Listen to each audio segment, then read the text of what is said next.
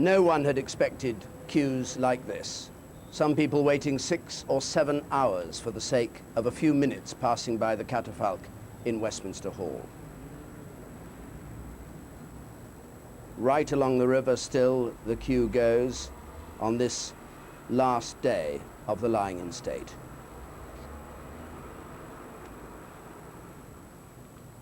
What brings them here?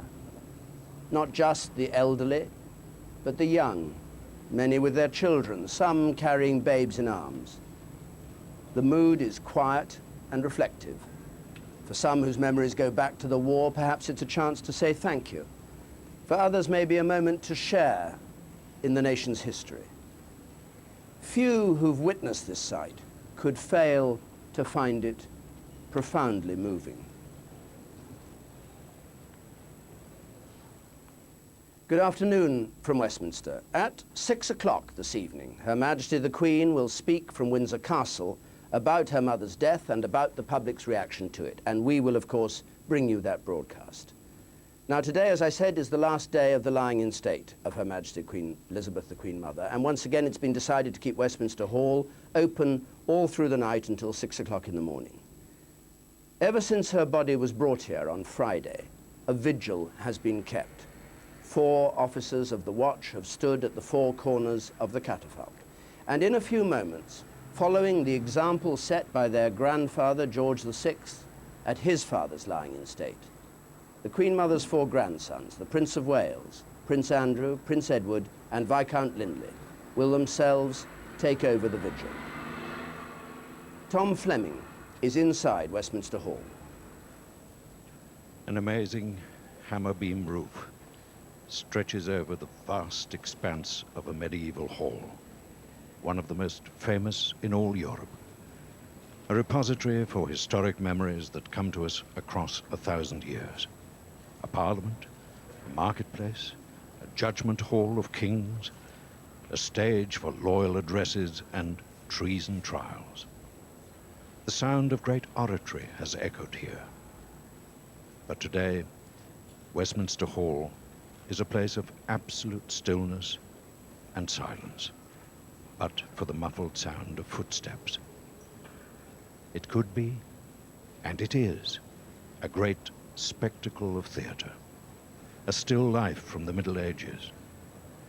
But the figures who stand so motionless are real. And it is not a pageant that we look upon, but a scene to mark the end of an unusually long and active human life. A life of service, granted such dignity by its association with an ancient human concept called royalty. But this was a real person, mourned and missed by real people in a real world. The vigil that you see is constant.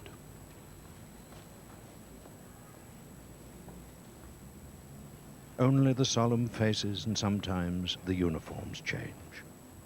Old soldiers in Tudor dress, officers of the Household Cavalry and Foot Guards, old archers in green bonnets.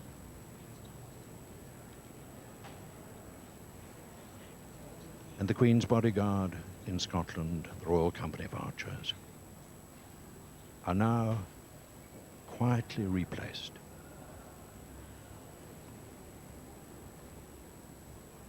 By 4 grandsons who will take their turn to mount guard over the earthly remains of a queen they knew as their much-loved granny. 3 princes and the son of a princess.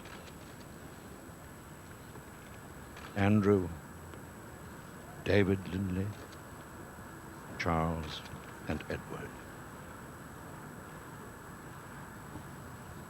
Prince of Wales, in the uniform of a Rear Admiral in the Royal Navy. Prince Andrew, Duke of York, in the uniform of a Commander in the Royal Navy. Prince Edward, Earl of Wessex, and Lord David Linley in civilian clothes.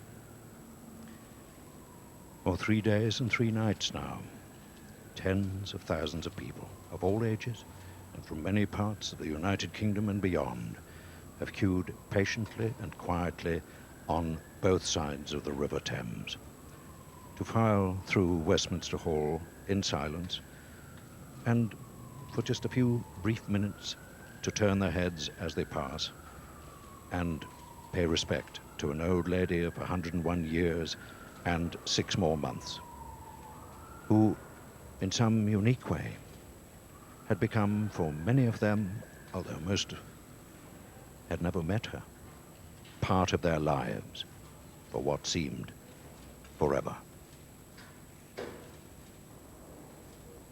Princess Royal, Prince William and Prince Harry,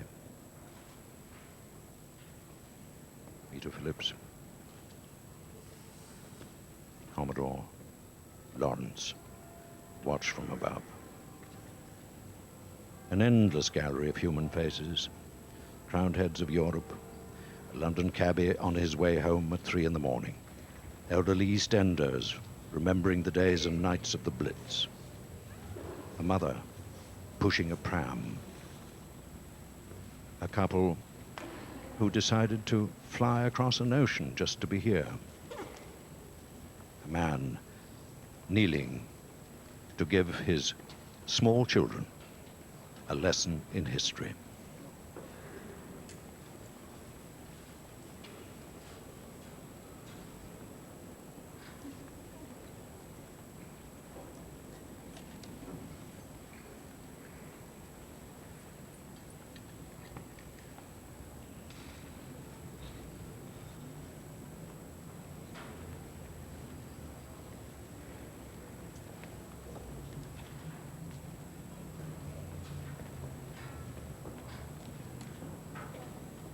How difficult to share your grief with the world at large.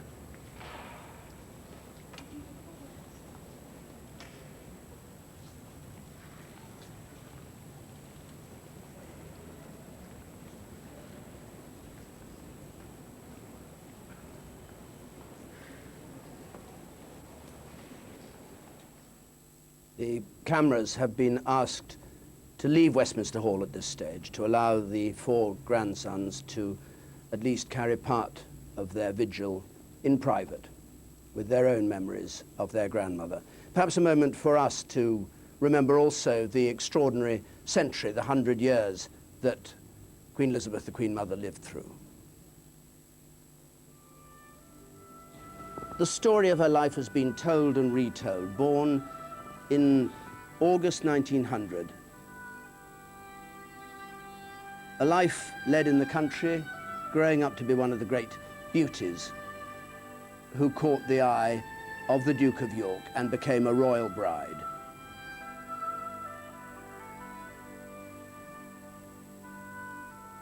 She thought her life would be a fairly simple life of royal duty, but at the same time of privacy. She enjoyed it. But then the shock of the abdication of her brother-in-law, Edward VIII, and she and her husband, George VI, thrust into a role they neither sought nor expected, as she was crowned in Westminster Abbey Queen and last Empress of India.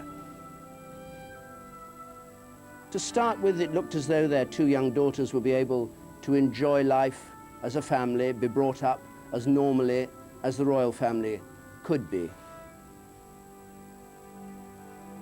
But the idyll came to an end.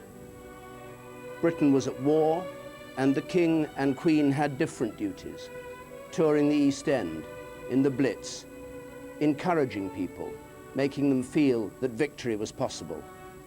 By the end of the war in 1945, they were firmly established in the country's affections, on the balcony with Winston Churchill.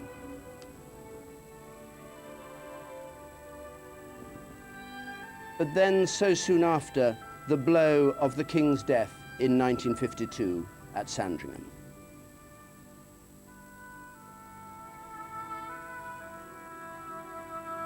In scenes that remind us of the scenes we've seen over the past few days.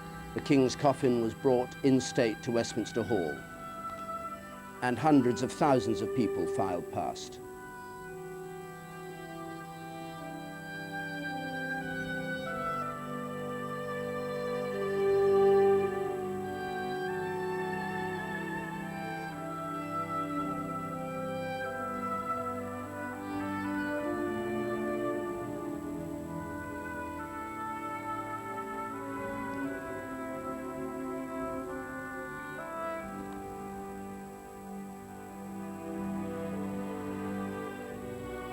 It must have been with mixed emotions that she watched her own daughter's coronation.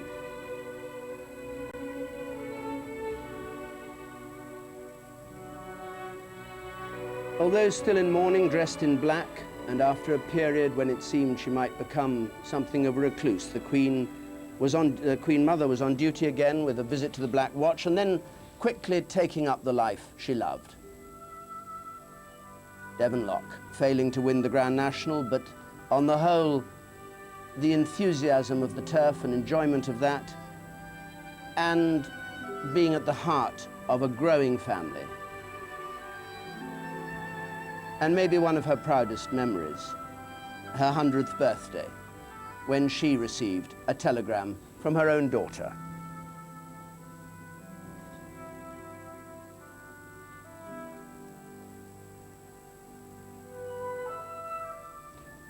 So tomorrow, the funeral and the burial at Windsor, but it's from Windsor in a few moments that we're to hear from Her Majesty the Queen, and Brian Hanrahan is there. Brian.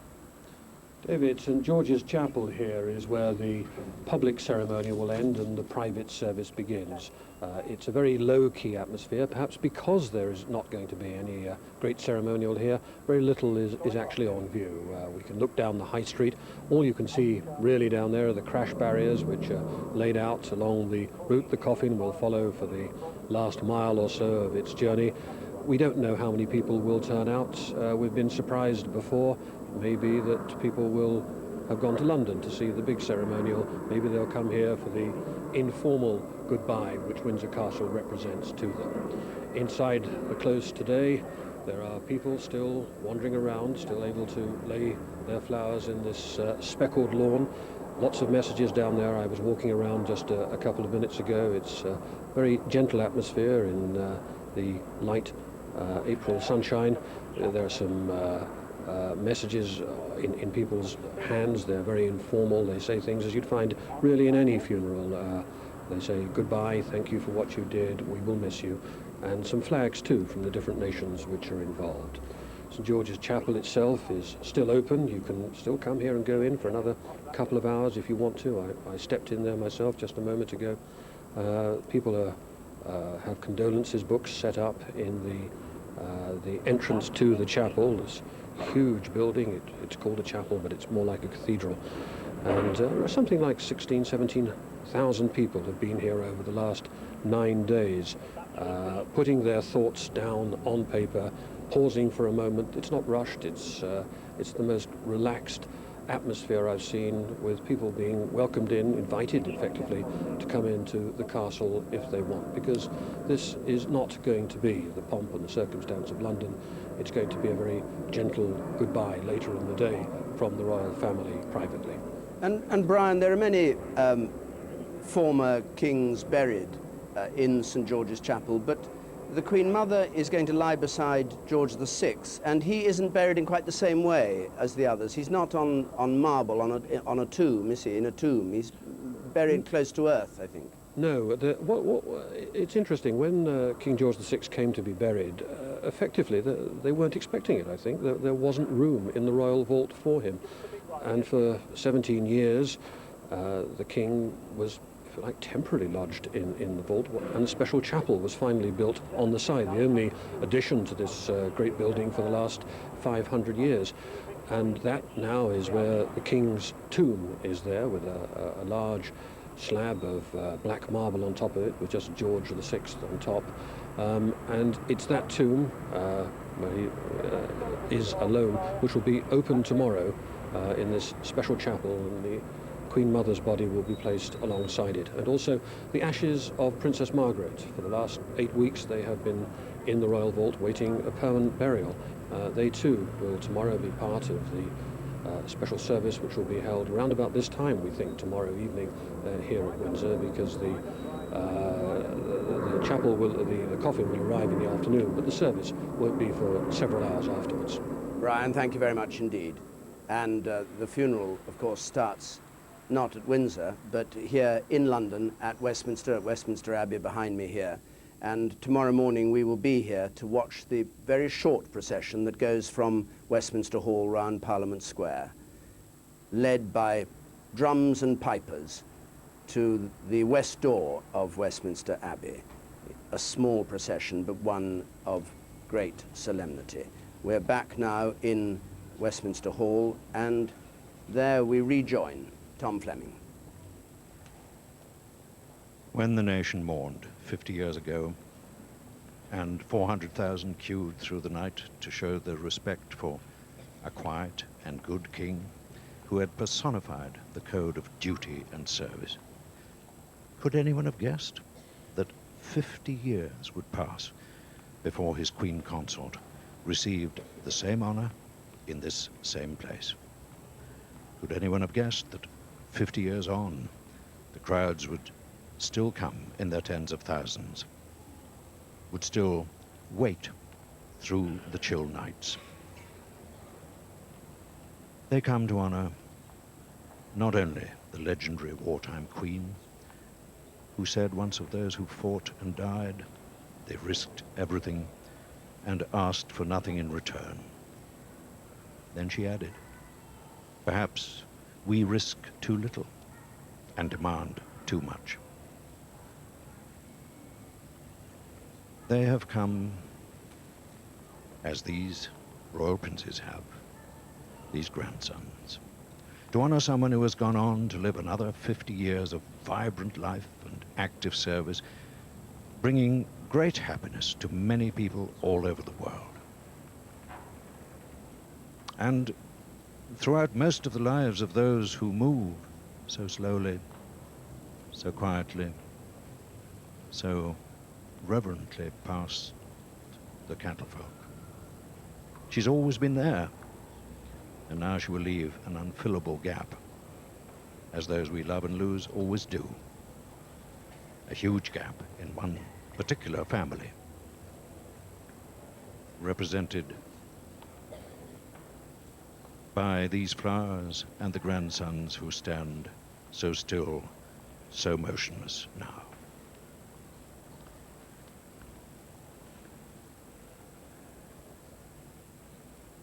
Here was a lady, small but indomitable, dignified but full of fun, a very private person, even shy, who in her passing is the center of this very public demonstration of gratitude and affection.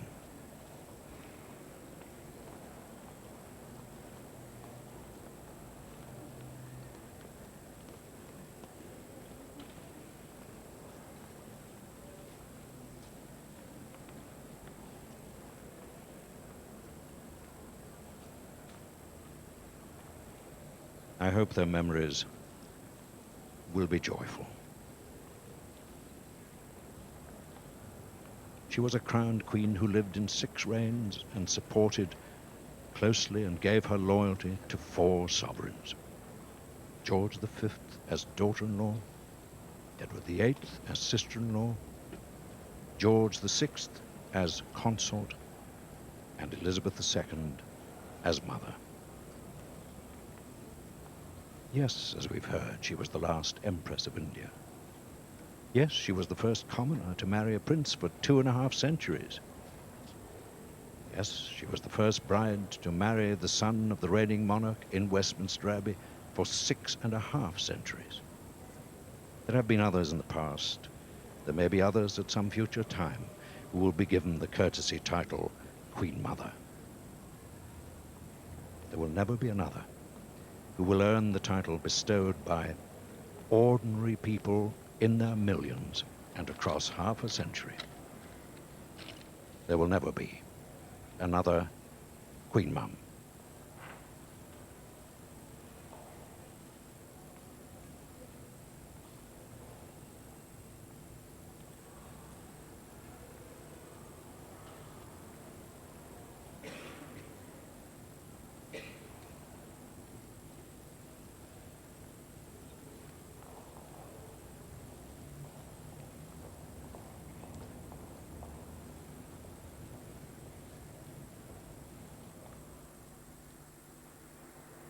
And as the Queen Mother's 4 grandsons finish their watch at the lying-in state, Her Majesty the Queen now speaks from Windsor Castle.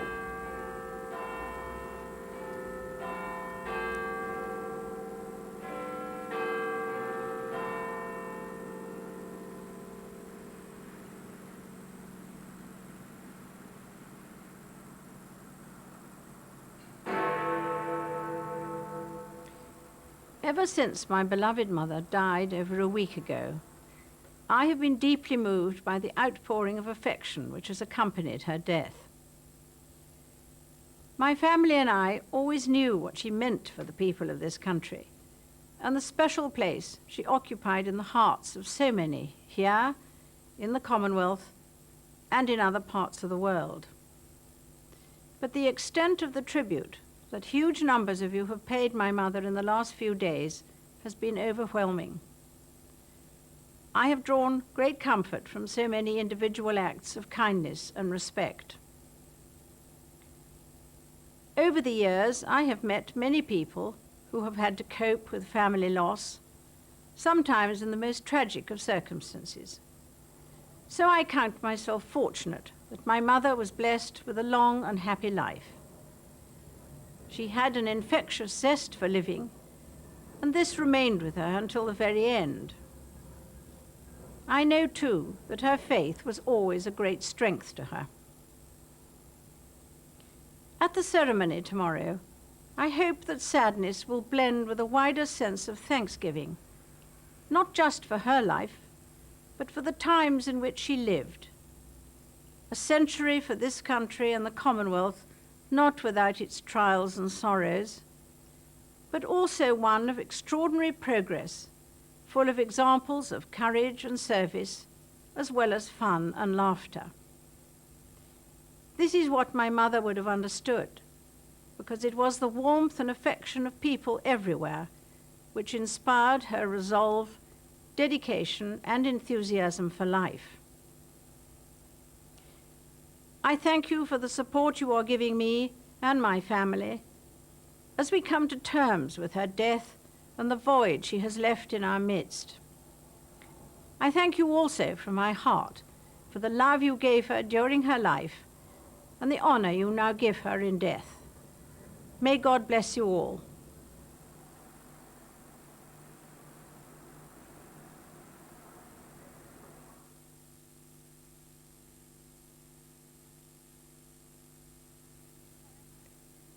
This is BBC One.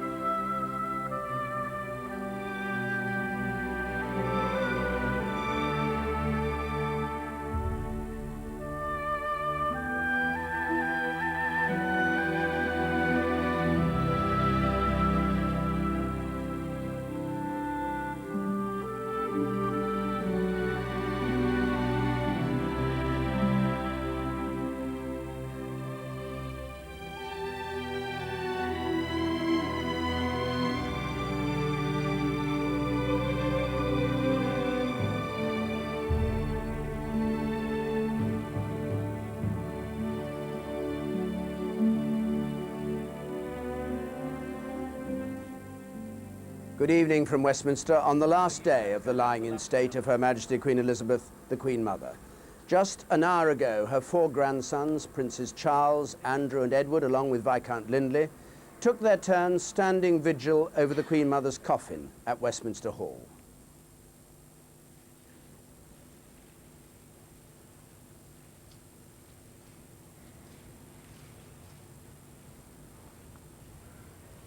And tomorrow, Westminster Abbey will be the centre of events, as the royal family and 2,000 mourners from Britain and abroad gather here for the final chapter in a story that began more than a century ago. At precisely 11:05, the coffin will be lifted from the catafalque, carried out of Westminster Hall, placed on a gun carriage ready for its short journey across Parliament Square to Westminster Abbey. There, the Dean of Westminster will lead a traditional Anglican funeral service with touches of what he calls gentleness. And when the service ends just after 12:30, the Queen Mother will begin her last journey through London to her resting place beside her late, much-loved husband, King George VI. The cortege will pass by her London home, Clarence House, where her standard was finally lowered on Friday. Then past Buckingham Palace, the focus of so many historic occasions and where she last appeared on the balcony on her 100th birthday nearly 2 years ago. And then the hearse, followed by the Prince of Wales' car, will travel out along the Great West Road to Windsor, where Brian Hanrahan is now. David, this will be the family funeral. After all the pomp and the pageantry in London, coffin will be brought into the castle for a private service with only the family present. The last we shall be able to see of it will be as it comes through Datchet, a small, pretty village a mile or so down the Thames, and then it'll come along the back lanes to Windsor, where you can just get a glimpse of the castle through the trees which are beginning to break into leaf. It'll come up along the High Street at a brisk pace, we're told, but if there are lots of people waiting to pay their respects, then the coffin will slow down in order to let them do so. But there'll be no public ceremonies here, just a salute from the Castle Guard as it comes into the Castle Ward where St George's is. Prince Charles will be with the coffin, but the rest of the royal family will follow from London for the burial service later in the day, where she will be laid to rest, as you say, next to her husband in the tomb of King George VI. So the ceremonies will end back here at Windsor, where she died. We're going to look back now over the way the country has marked the last 9 days since news of the Queen Mother's death was transmitted.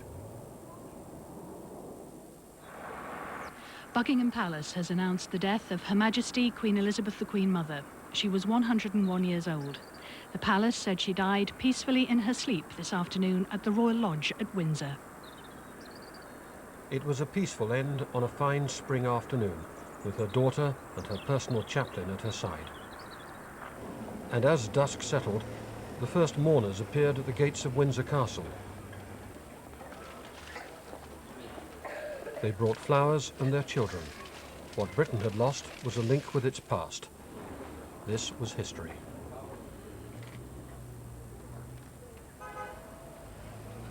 In a previous era, a Queen's death would have darkened London's theatres. Now they played on, leaving the audience to pick up the news from the early editions of the newspapers.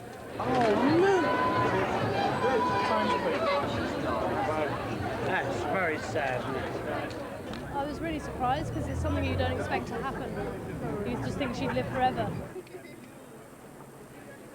Outside Buckingham Palace, the news was announced in the traditional way. A small knot of people gathered to read the notice fixed to the palace railings, the ancient billboard of royal births, deaths and marriages. The Queen's beloved mother, it said, had died. In Scotland, this descendant of Scottish kings was remembered at the Palace of Holyrood House. I think it must be a very, very sad time for the Queen herself. And the Queen Mother was Scottish, so I suppose, you know, she was really quite loved here. I think she's seen as a figurehead and maybe the one that's held the family together. I think she exemplified all the what we grew up believing to be royalty.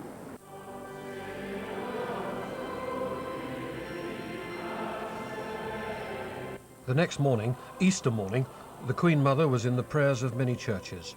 The Archbishop of Canterbury spoke of her family and her faith. As the nation mourns, we give thanks to God for a life not only of great longevity, but also one lived to the full. Our thoughts and our prayers this morning are with the entire royal family, but especially with the Queen, who has lost first a sister and now a much-loved parent in a matter of weeks. That afternoon, the funeral ceremonies began, but gently. The Queen Mother's coffin, as small as she was frail, was carried to the Chapel of All Saints, a short walk from the Royal Lodge where she'd lived. The camellias that lay on top of her personal standard were fresh picked from her garden. She'd first come to live and worship in these tranquil surroundings 70 years ago, a young mother with no expectation of being a queen.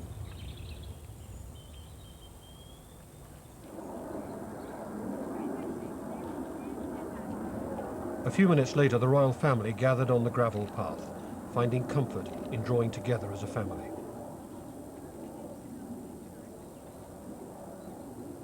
Prince Charles, Prince Andrew and their children had all returned hastily from foreign holidays. This was the first time they'd been all together.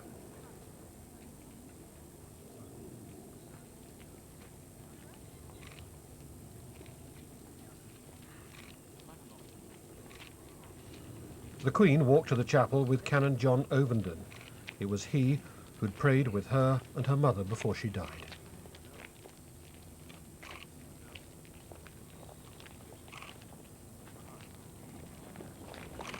The Dean of Windsor accompanied the rest of the family into the small country chapel, used only by residents of the Windsor estate.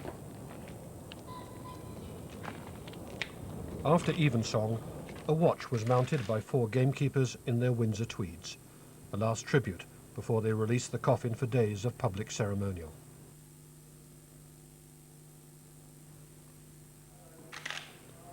Much of it had been planned by the Queen Mother herself, who oversaw the rehearsals.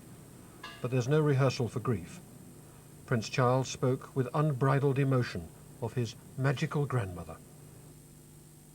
And for me, she meant everything. And I had dreaded this moment, along with, I know, countless others. Somehow, I never thought it would come. She seemed gloriously unstoppable. And ever since I was a child, I adored her. Her houses were always filled with an atmosphere of fun, laughter, and affection. And I learned so much from her of immense value in my life. Apart from anything else, she wrote such sparklingly wonderful letters, and her turn of phrase could be utterly memorable. But above all, she saw the funny side of life, and we laughed till we cried. And oh, how I shall miss those laughs. And the wonderful wisdom born of so much experience and of an innate sensitivity to life. She was, quite simply, the most magical grandmother you could possibly have. And I was utterly devoted to her. The Queen's distraction in this difficult week has been riding in Windsor Park. Accompanied by Princess Anne, she's gone out most days. Visits or phone calls to her mother had been a part of the Queen's daily routine, and their loss is not just an emotional blow, but removes a strong voice in the management of the House of Windsor. It's to the Duke of Edinburgh that she will most likely turn. His instincts on how to maintain the monarchy can be expected to become even more influential. The Queen Mother wanted appropriate but not excessive mourning, and from the world of racing, the most in tune with her spirit, came an example. Every meeting began with a minute's silence for the sport's best known and best loved owner. She was a familiar figure on the course and a champion of the national hunt. But with 460 wins in her colours, she let it be known she wouldn't expect them to stop just for her. So the jockeys raced in black armbands. Nicky Henderson was her trainer. She was just so special. It was she loved the horses. I think she loved the people that went with it as well. And I can just say that racing has been very, very lucky to have had her. We've been very lucky, but racing, mind you, the country's been lucky. And I don't think it's selfish to say that racing's lost somebody very special, because we just know that everybody has.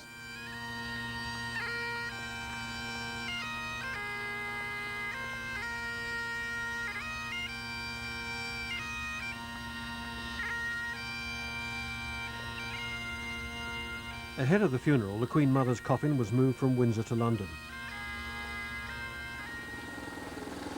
It was to have been a simple procession, an unmarked hearse following police outriders. But this was the first time the coffin could be seen in public, and all along the route people were waiting for it to pass.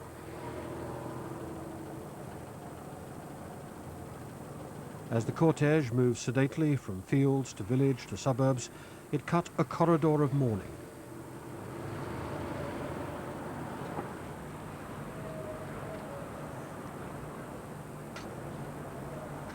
Inside it were those who wanted to associate themselves closely with the royal family's loss.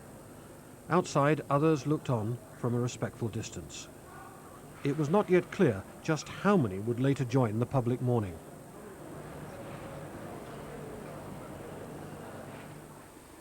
By the time the cars reached Buckingham Palace, the people were standing 5 deep, and they'd been joined by members of the royal households, both from the palace itself and from Clarence House, where the Queen Mother maintained her London home. This was their farewell to a queen who'd been the foundation stone on which the modern monarchy was built.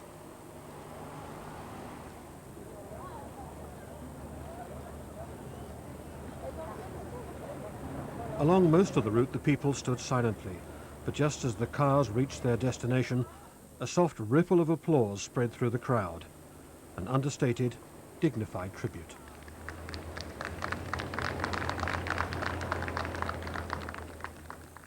In all her work, she was motivated by... Parliament was recalled for a special session honouring the Queen Mother on Wednesday. The Prime Minister's was the first of many tributes. She was born during the Boer War, in an era virtually free from the motor car, a time when she once remembered a dairyman still often stood with his cows selling milk near the gates of Buckingham Palace. Yet at the end of her life, thousands of people sent emails of condolence to the royal website. During that long life, the Titanic sailed and sank when she was 11.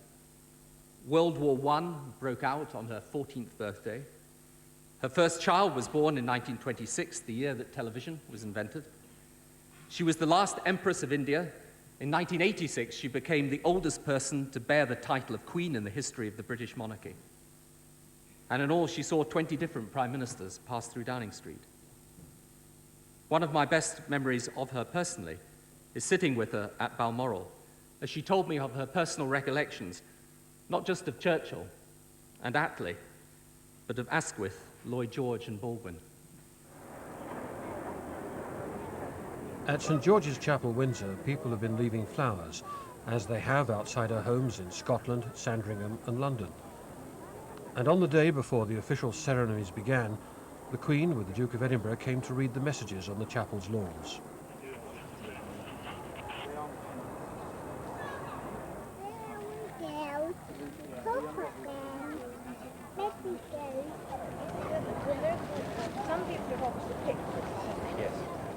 It was her first public appearance 5 days after her mother's death, and was noticeable for its relaxed atmosphere.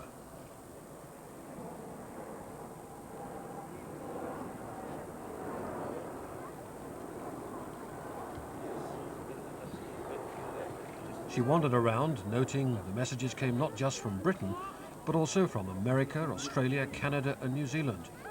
All places where the Queen Mother had been wildly popular during royal tours. My mother enjoyed that. Normally restrained about showing her emotions, she agreed that her mother enjoyed a long and remarkable life. She had a good life, didn't she? I mean, 101 years, that's wonderful. Very remarkable.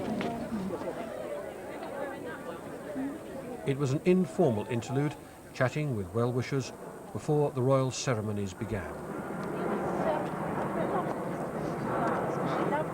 It's here at St George's that they will end, when the Queen Mother will be buried alongside her husband, King George VI.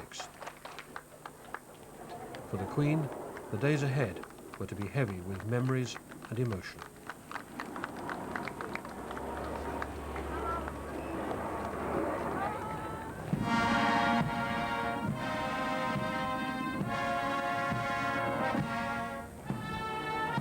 The first part of the funeral was a pageant that would have delighted the Queen Mother. Hardly surprisingly, she designed it herself. The gun carriage was the one that had carried her husband's coffin on the same journey 50 years before. Now his statue stared out over her procession as her personal standard was hauled down for the last time.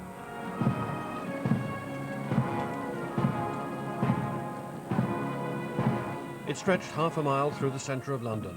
The vivid colours, the marching bands that she still liked to watch from her window after a lifetime of pageantry. But embedded in this grand occasion was the sadness of her family. Princess Anne, setting a new tradition, joined the males of the family to walk behind the coffin, their faces set.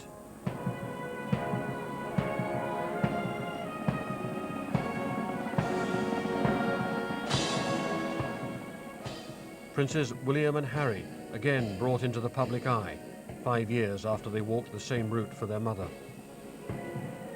And on the coffin, the Queen's wreath, and in the Queen's hand her card, in loving memory, Lilibet, the pet name from a family that no longer existed.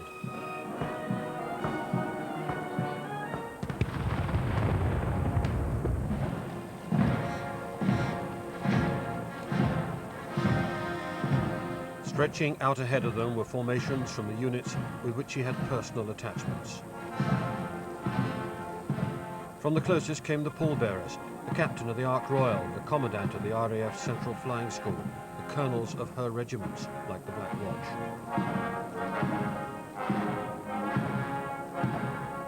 A coronation crown blazed with diamonds, the fabled Koh-i-Noor diamond embedded within it, a reminder that this was the funeral of an empress as well as a queen.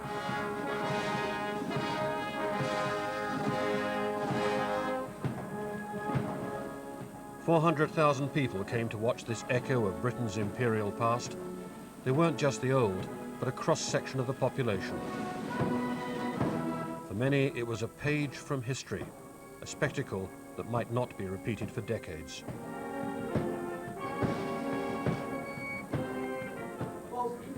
Another 7 million tuned in on television, and in an East End pub, I found the generation who knew the Queen Mother through their memories rather than the history books.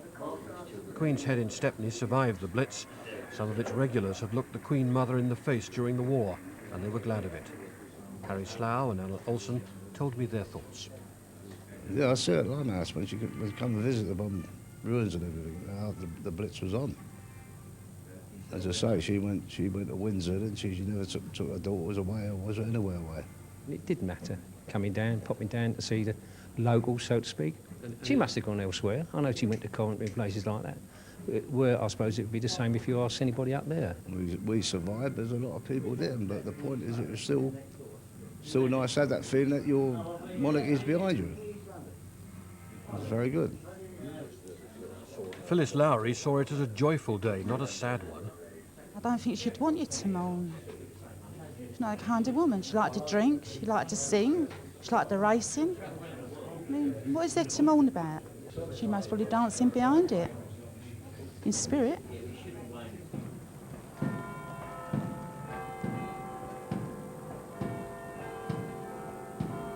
The funeral ceremonies will take the coffin through the great landmarks of English history.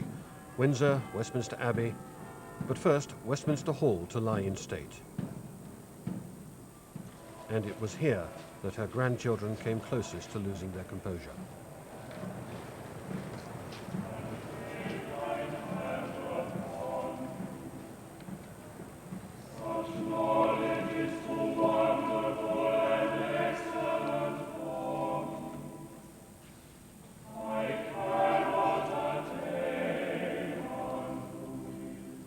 The assembly of politicians, churchmen and royalty attested that lying in state is a rare honour, granted to those who've given exceptional service to the nation.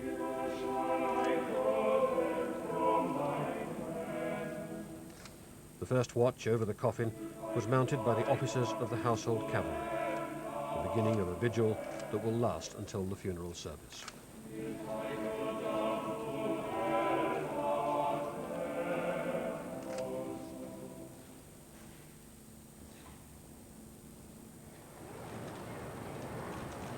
As the Queen left Westminster Hall, for a moment she appeared to have difficulty controlling her feelings.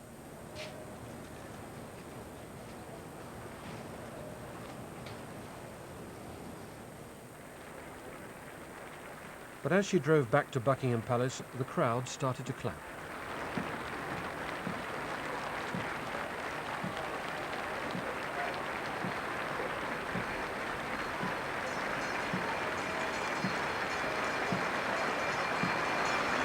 The applause continued all down Whitehall until she turned out of sight. Sustained, spontaneous, affectionate. A tribute to a daughter as much as a queen.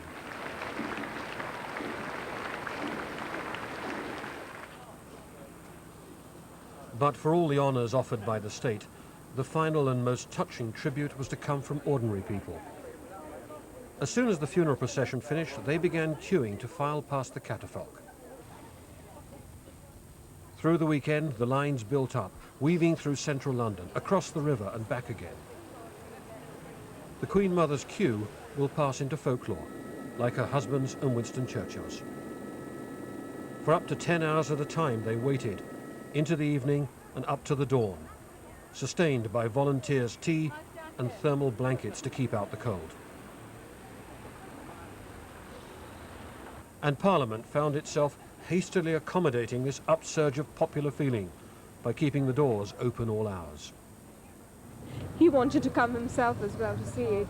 It's quite a special day for all of us, and especially for him. To pay respects to the Queen Mother, and also for her being so kind to the public, and just to make sure that she goes off well. What she did in the war was really good. I come to pay our respects, really. How long have you had to wait? 3 hours. And it's flaming It's cold!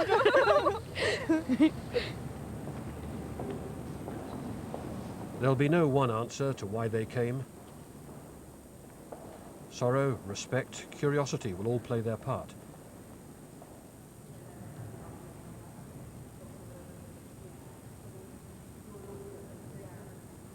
But it's no easy thing to have done, and no small feat to have moved them to do it. Whatever their motive, they have marked history, and each has claimed their own part in it.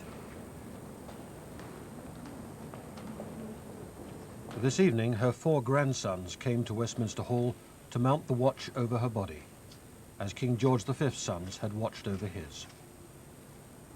Prince Charles and Prince Andrew in military uniform, Prince Edward and Viscount Linley in mourning dress, took their places at the 4 corners of the catafalque.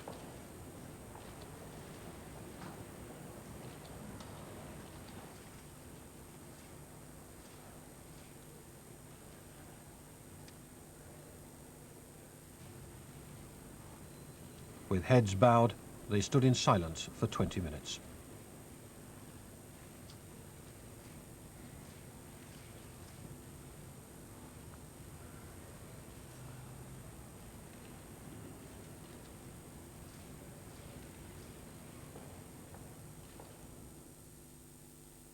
Brian Hanrahan looking back at the events of the past few days.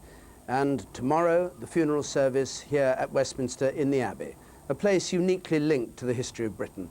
Since William the Conqueror in 1066, almost every monarch bar 2, has been crowned here. And there's been daily worship on this site for over 1,000 years. Now tomorrow, Tom Fleming is going to be inside Westminster Abbey, and he is there this evening. Tom.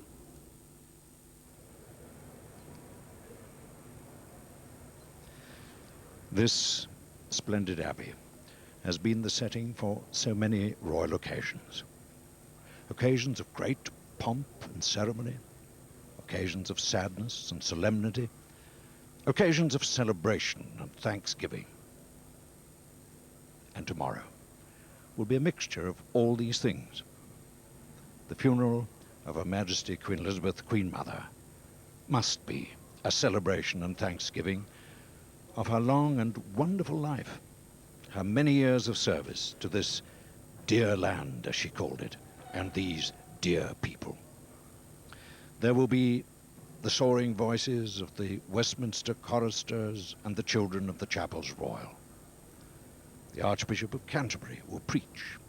The moderator of the General Assembly of the Church of Scotland and the Cardinal Archbishop of Westminster will take part, and the service will be led by the Dean of Westminster, Dr. Wesley Carr. There will be a congregation of upwards of 2,000, heralds and tabards, buglers and trumpeters, and a few large lumps in the throat, as we all take a last public farewell of a remarkable lady. She came here to her wedding. She came here to her coronation. Here she attended her daughter's coronation. Tomorrow, we shall be saying thank you to her, in words and in music. And we shall be adding a new chapter of history to this place of remembrance and rich royal memories.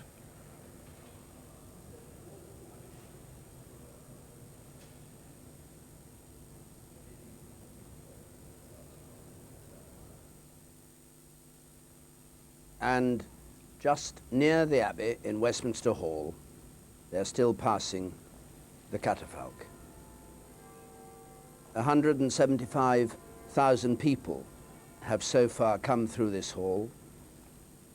It's still taking 6 hours to reach this point,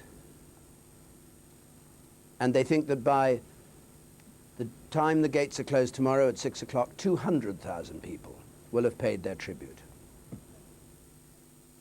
Perhaps no one quite realized how the death of Queen Elizabeth, the Queen Mother, would touch the emotions and capture the imaginations of so many people in this last week, but it did. There were, of course, many people wanting to show their gratitude for her years of service to the nation, but perhaps there was also the desire to witness history in the making. Maybe it's a feeling that long after the celebrations of the millennium have faded, Britain as a nation is now closing the door on the 20th century. We'll be here tomorrow morning, live at 9 on BBC One, as the final chapter in this long story is written.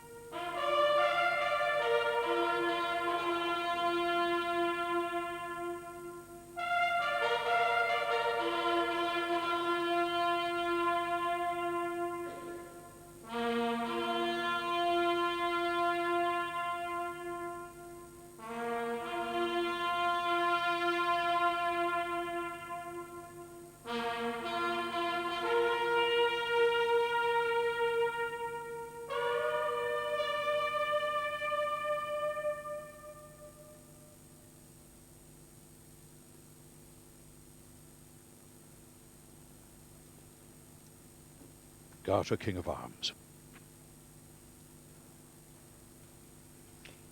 Thus it hath pleased Almighty God to take out of this transitory life unto his divine mercy the late Most High most mighty, and most excellent Princess Elizabeth, Queen Dowager and Queen Mother, Lady of the Most Noble Order of the Garter, Lady of the Most Ancient and Most Noble Order of the Thistle, Lady of the Imperial Order of the Crown of India, Grand Master and Dame Grand Cross of the Royal Victorian Order, upon whom had been conferred the Royal Victorian chain, Dame Grand Cross of the Most Excellent Order of the British Empire,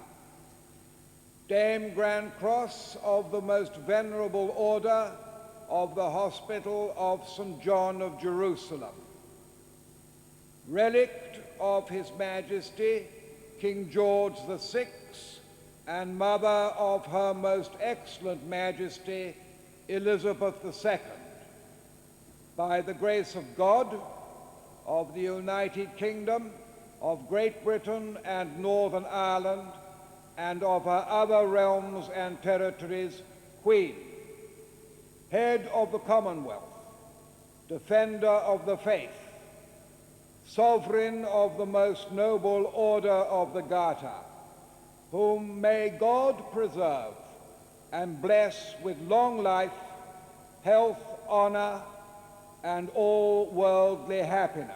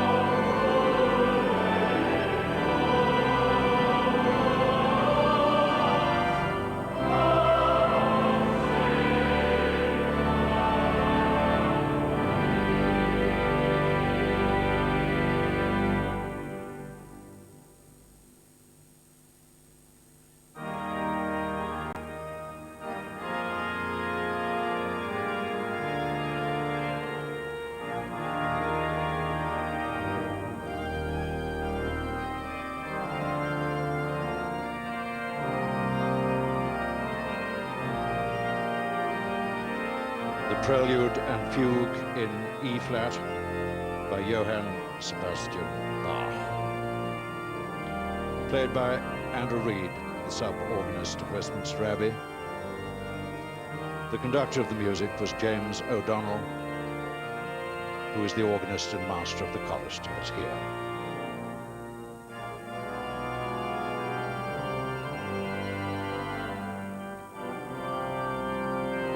And now the insignia will be brought down from the high altar.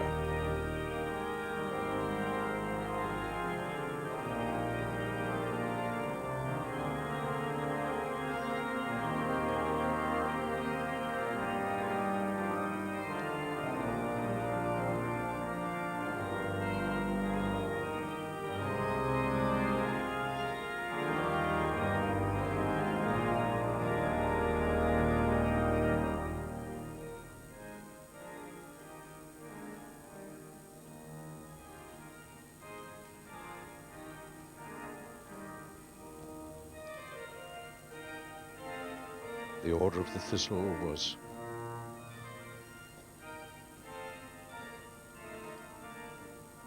ordered secretly by King George VI and presented as a gift to Her Majesty Queen Elizabeth on the evening of her coronation.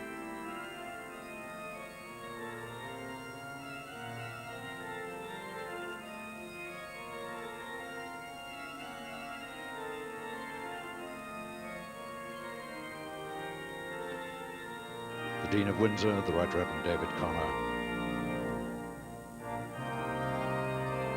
the Reverend Anthony Burnham, Cardinal Cormac Murphy O'Connor,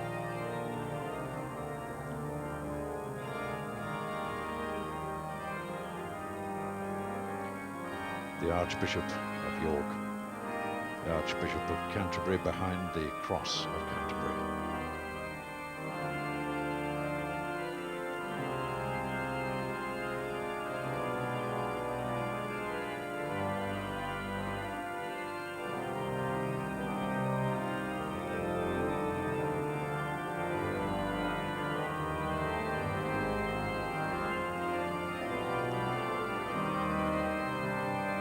The Cross of Westminster, the Taperers,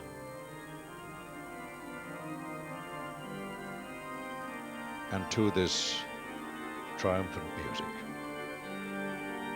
once again these young Irish Guardsmen take upon their shoulders their precious burden.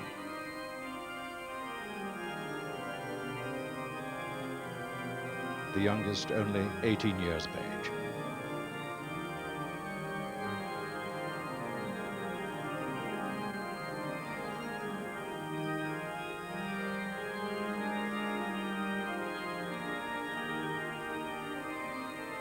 Slowly, the coffin is turned about.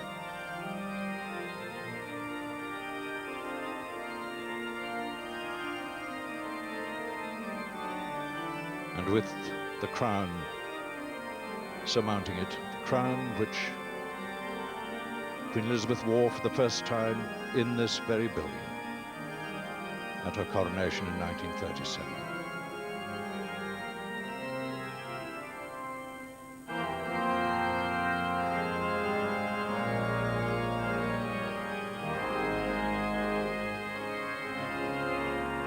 And the congregation bow their heads, ladies curtsy.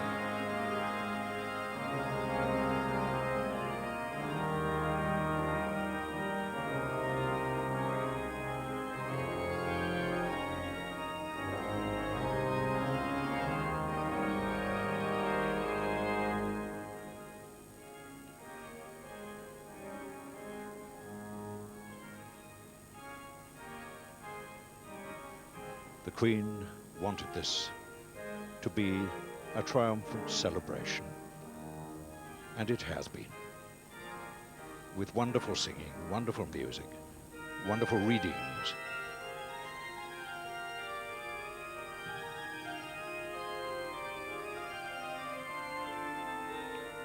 Prince of Wales with Prince Harry and Prince William, Prince Eugenie of York, Princess Eugenie of York, the Duke of York, Princess Beatrice of York, Countess of Wessex, the Earl of Wessex, Commodore Timothy Lawrence, Princess Royal, Zara Phillips, Mr. Peter Phillips, Viscount Linley,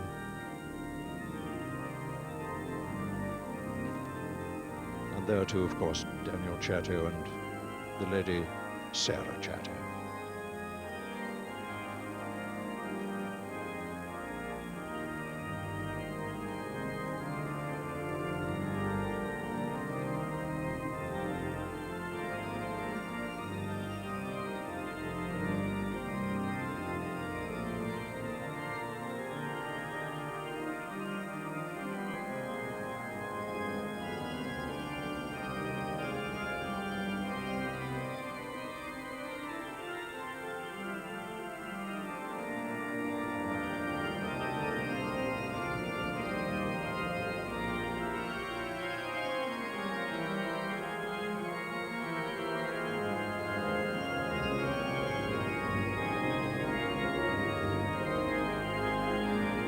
The punning or canting arms of the bows and lions.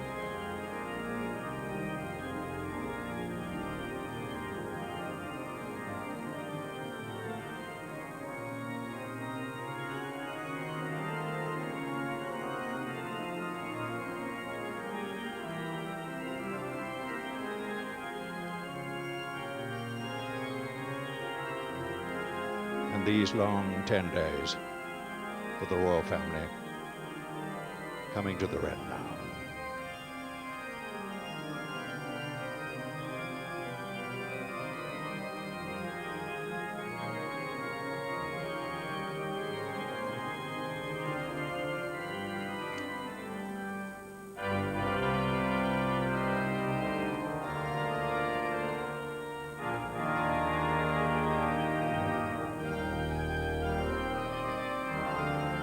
So, to the Great West Door, past clergy, past Garter King of Arms, and Lord Lion King of Arms, and in to the daylight beyond, and the crowds that have been here since yesterday.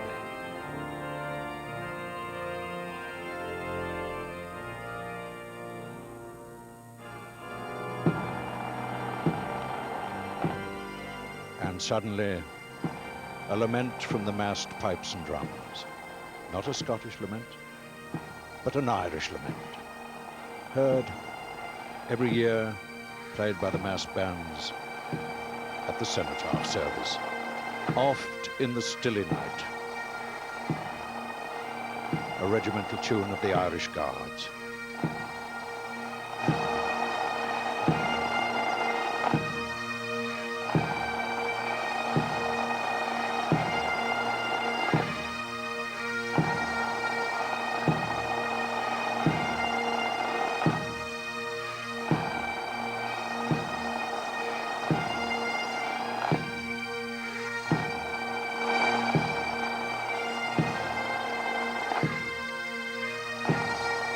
Fond memories bring the light of other days around me.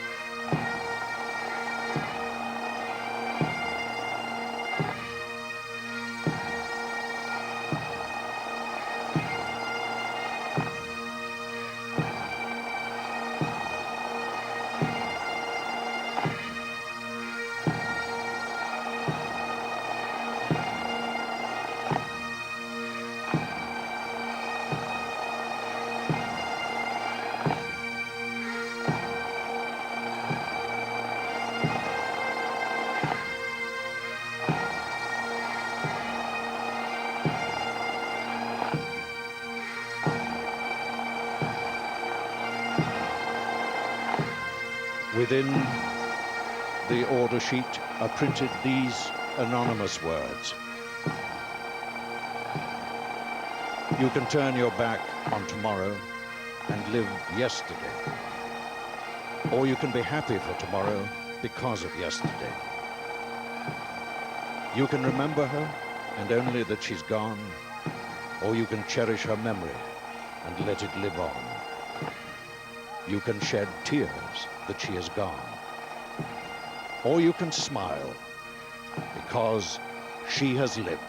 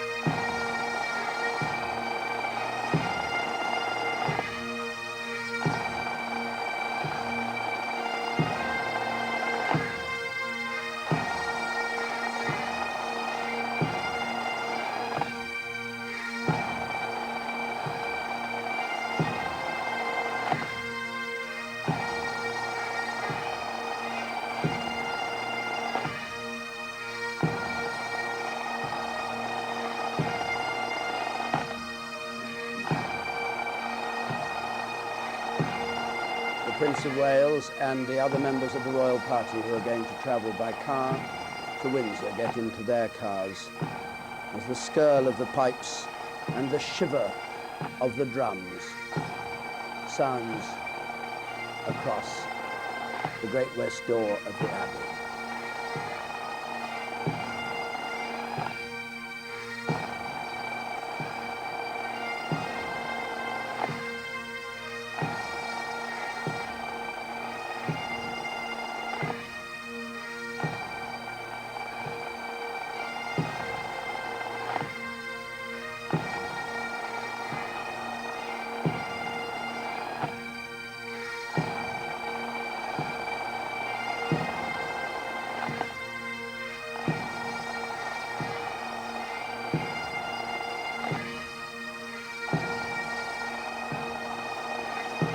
The route liners present arms.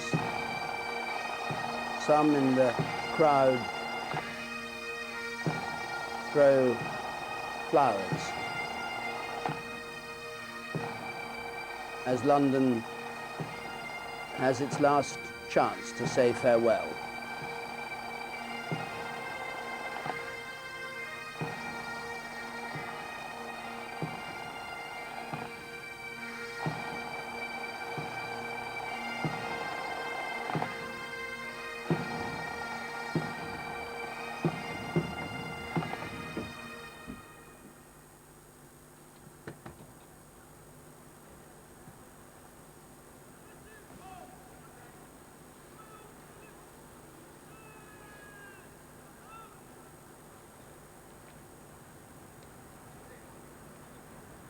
The Queen and the Duke of Edinburgh.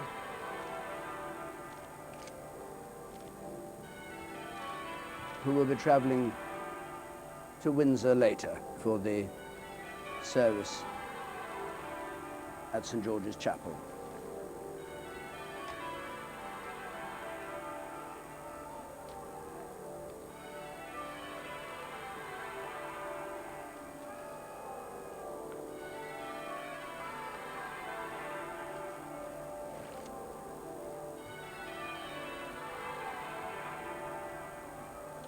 And edging its way past St. Margaret's and back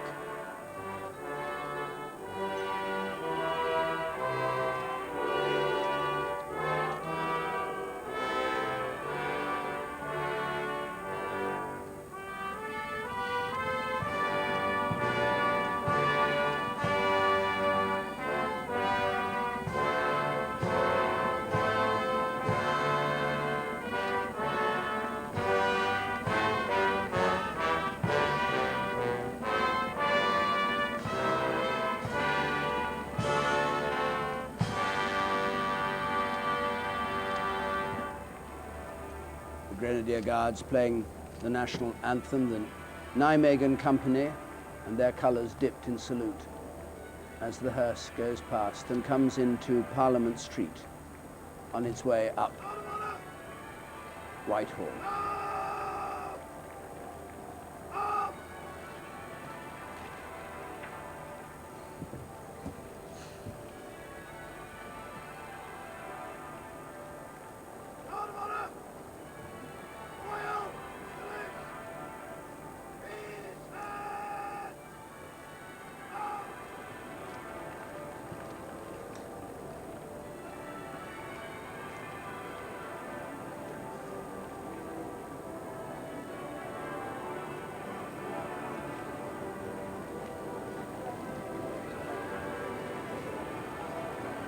As the Queen's car drives past the entrance to the Palace of Westminster, the Grenadier Guards come to the salute and the national anthem is played once more.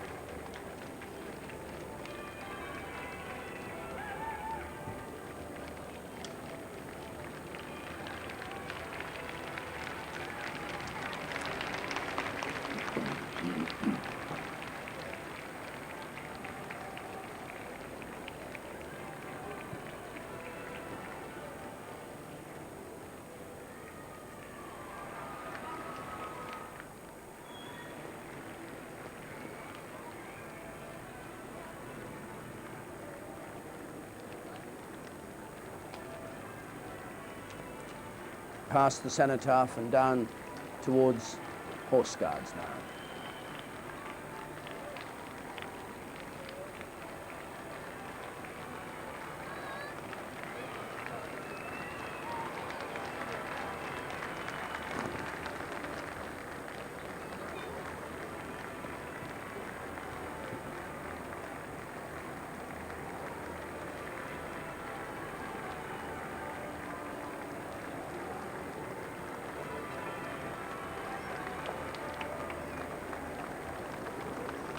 Car turns into Horse Guards, where a detachment of mounted lifeguards play a royal salute.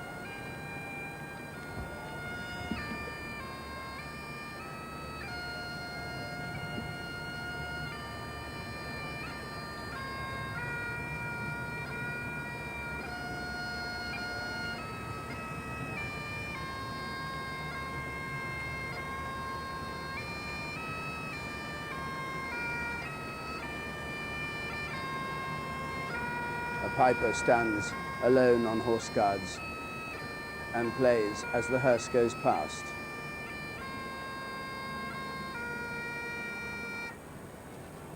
This long procession now, with the Queen following on behind the coffin. And the Battle of Britain fly past the Lancaster and 2 Spitfires of the memorial flight.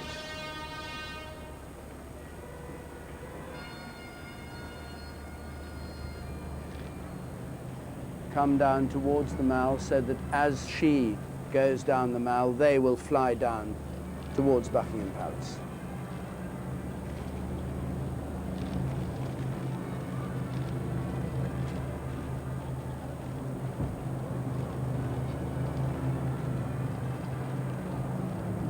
They cross to the north of Parliament,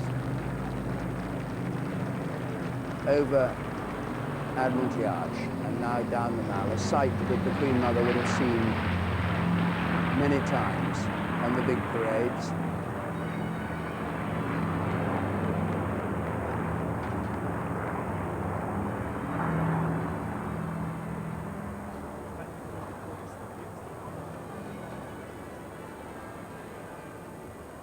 The Queen now on Horse Guards, on her way to the Mall.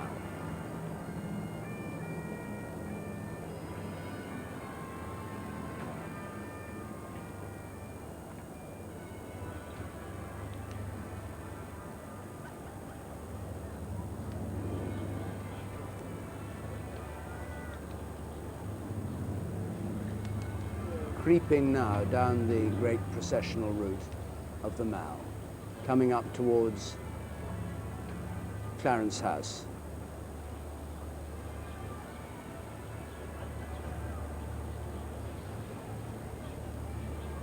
The crowd standing silent.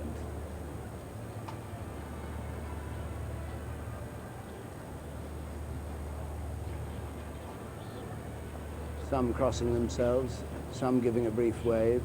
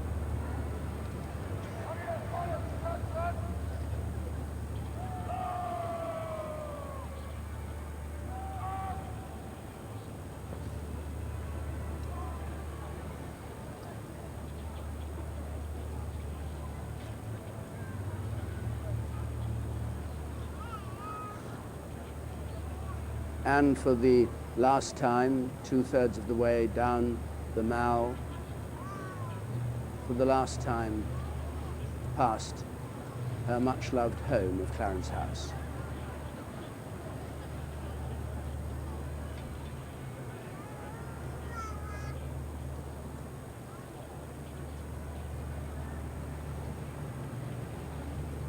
The gates there to Stable Yard Road.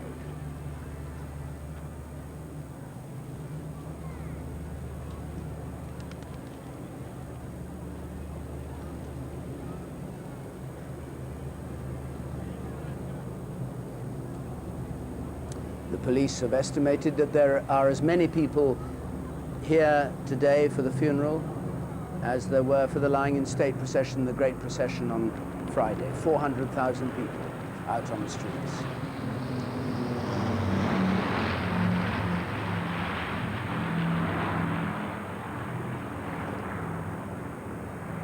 And the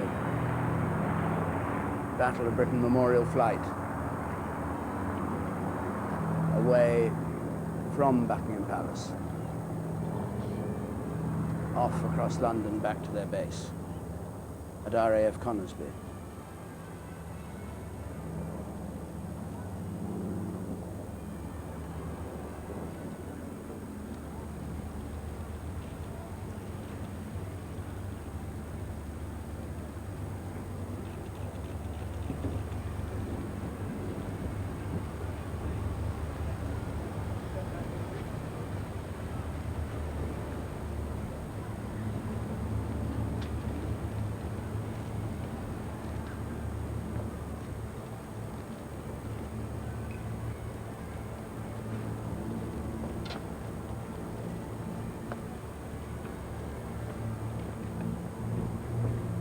Some of the 300 members of the staff of Buckingham Palace,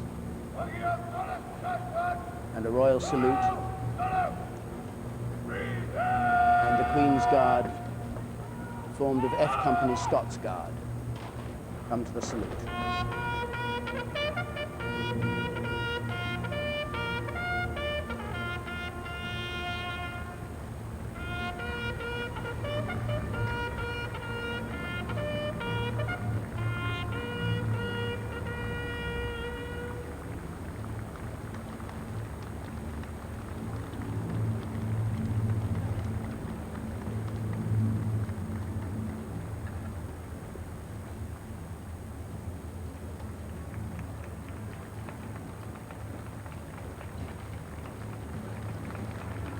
Past the forecourt of Buckingham Palace, up Constitution Hill.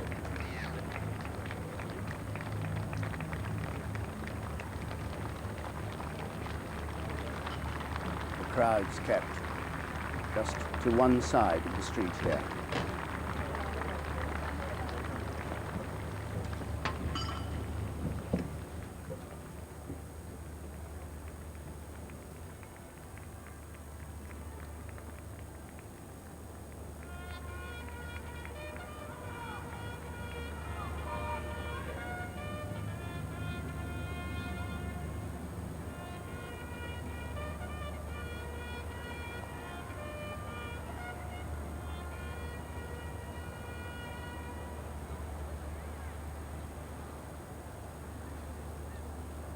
A royal salute as the Queen's party goes into Buckingham Palace and round the right-hand side there. And they will all go to Windsor Castle later. So in this procession, following the hearse of the Queen Mother, the Prince of Wales and the Earl of Strathmore, and the Queen Mother's Lord Chamberlain and Private Secretary, and the Queen's Lord Chamberlain and the Dean of Windsor, who will be conducting the service at St. George's Chapel.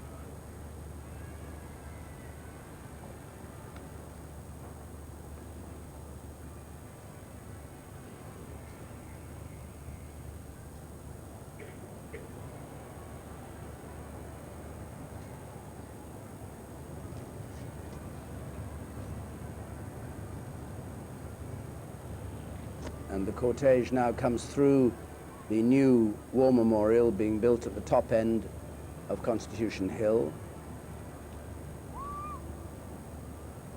and comes towards Wellington Arch on its island at Hyde Park Corner.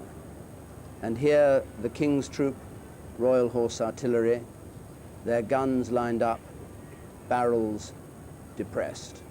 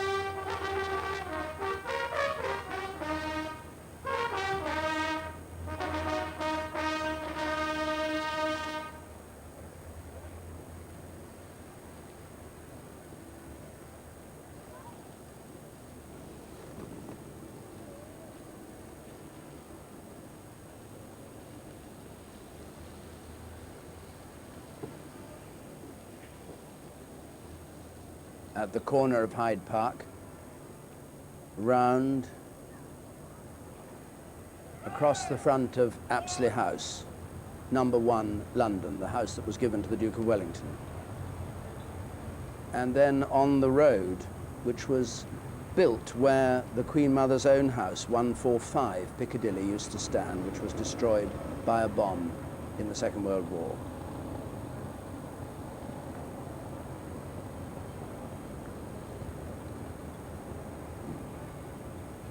And then into Hyde Park through the Queen Elizabeth Gate.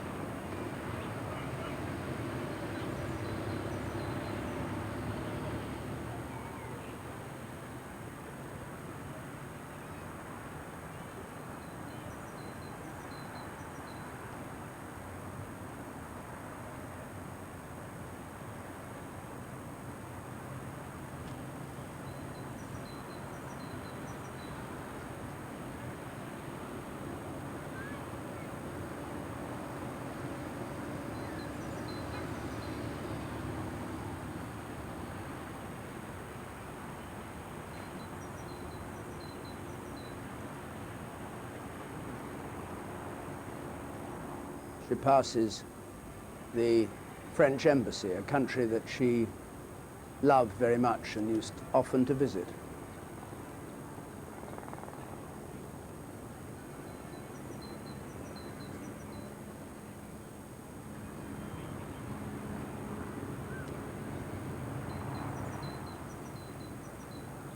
Lifeguards outside the barracks in Hyde Park.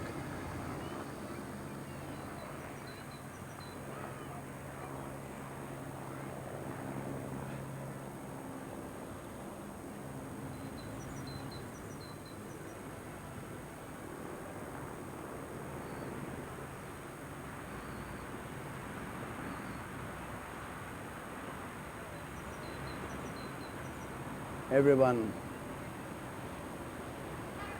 marks the moment the hearse passes in their different ways. Some wave a flag, some applaud, some cross themselves, some bow their heads.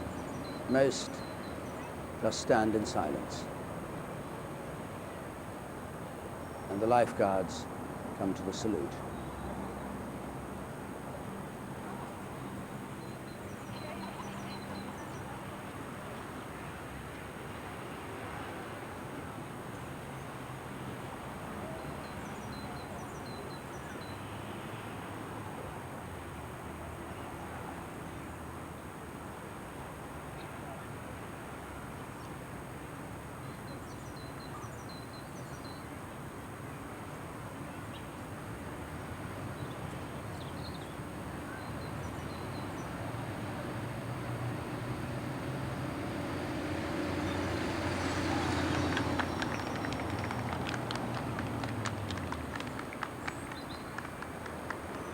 past the Prince of Wales Gate, and in a moment the cortege will leave Hyde Park and go through Coalbrookdale Gate, normally closed, ornate black gates, which are one of the entrances into Kensington Gardens of Round Pond fame and with its statue of Peter Pan,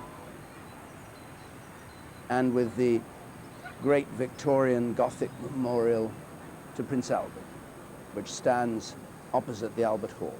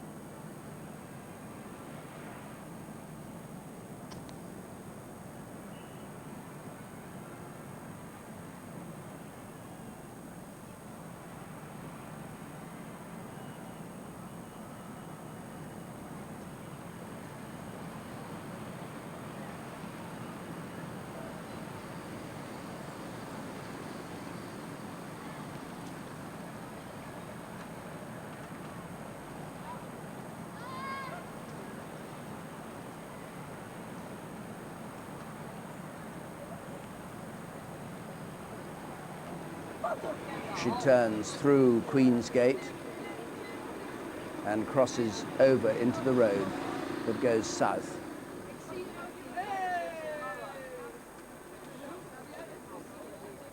Down towards Cromwell Road.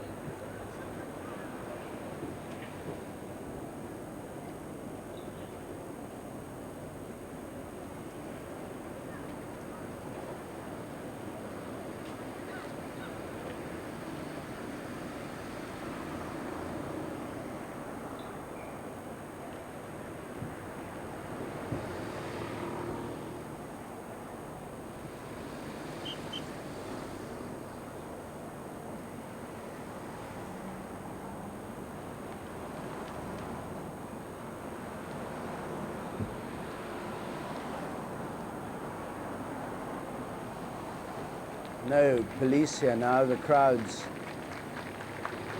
almost closing the road, throwing flowers. No barricades.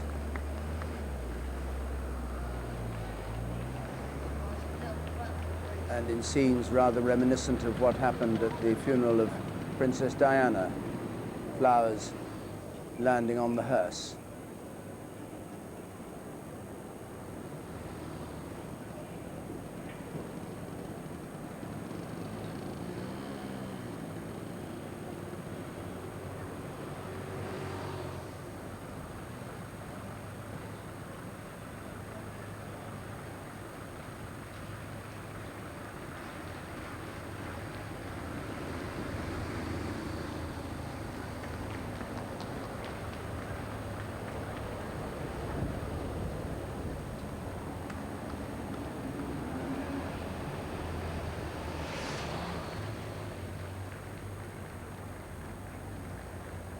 The procession goes past Imperial College, part of London University, of which the Queen Mother was for many years Chancellor.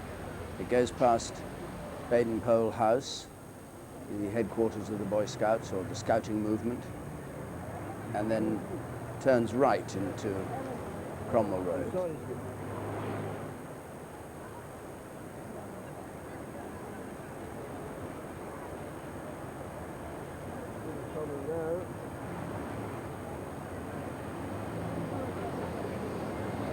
big crowds here.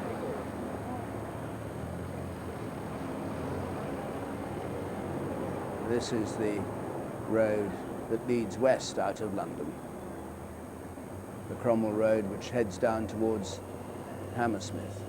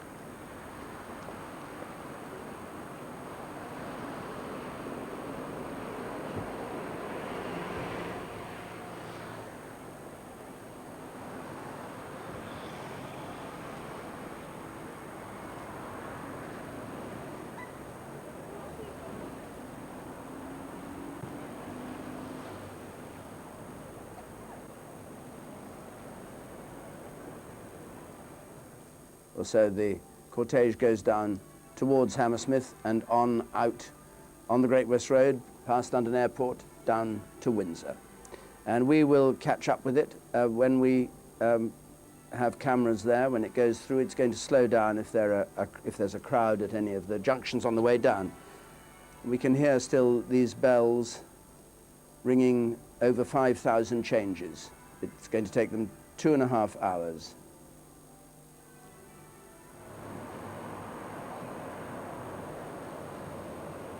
The car still heading out there towards Hammersmith. And quite surprisingly large crowds of people, knowing that it was coming past. This is a busy area of London, offices and homes, so at 1 o'clock people will be able to get away and just watch as the procession passes. Now, Simon Sharma, you've been watching all the proceedings this morning. You were talking earlier about the impact that funerals like this made on people and why there was a need to have them. What impact has this made on you? I think it vindicated, really, the presence of the monarchy as something which is larger than simply a dynasty or a family. Or dressing up on a particular day. There was an extraordinary instinctive emotional bond. I thought, I don't know if you noticed, David, but when the the coffin came out, there was a tremendous amount, a flutter of waves from the crowd outside. And I was reminded actually of something said about the Duke of Wellington's coffin when it went past. Somebody described, at that time, people took off their hat and put it down again. Someone described it as a flock of birds rising and falling, bringing together very simple emotions. I mean, I thought in simplicity lies grandeur, and it seems absurd to say that with every dignitary you could think of assembled there. But the service itself was essentially simple, and we were reminded of that in front of the tomb of the unknown soldier, a very eloquent gesture of the bond between crown and people, I thought. What about that rather extraordinary reading out of a long, long list of her titles? I mean, going back to honours given as Empress of India and all the rest of it.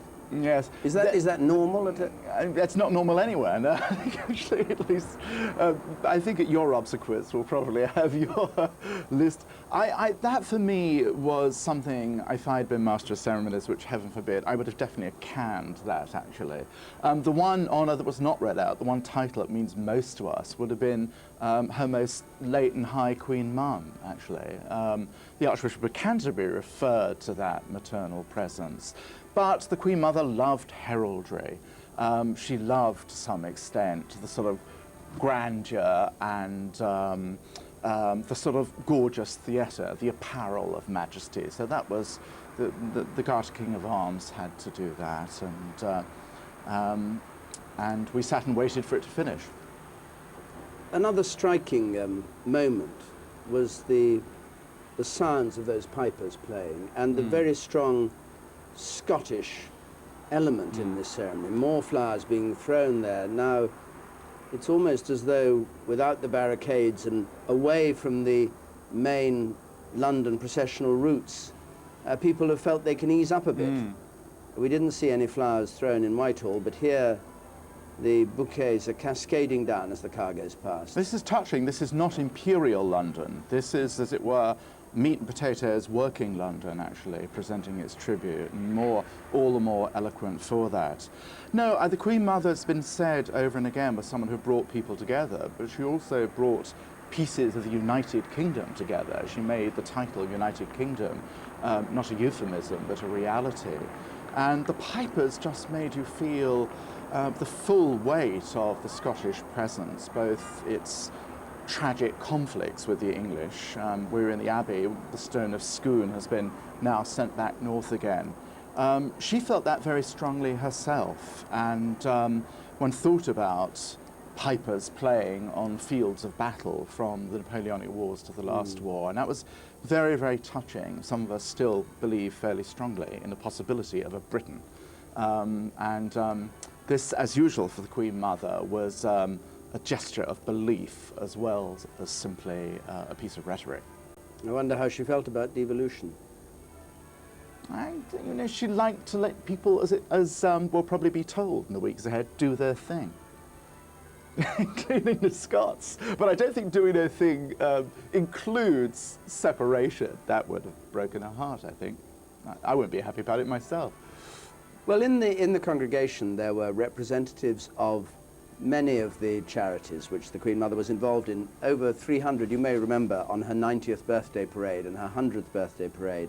The 90th, I remember in particular, every single organisation was there as she stood in baking sunshine as they went past.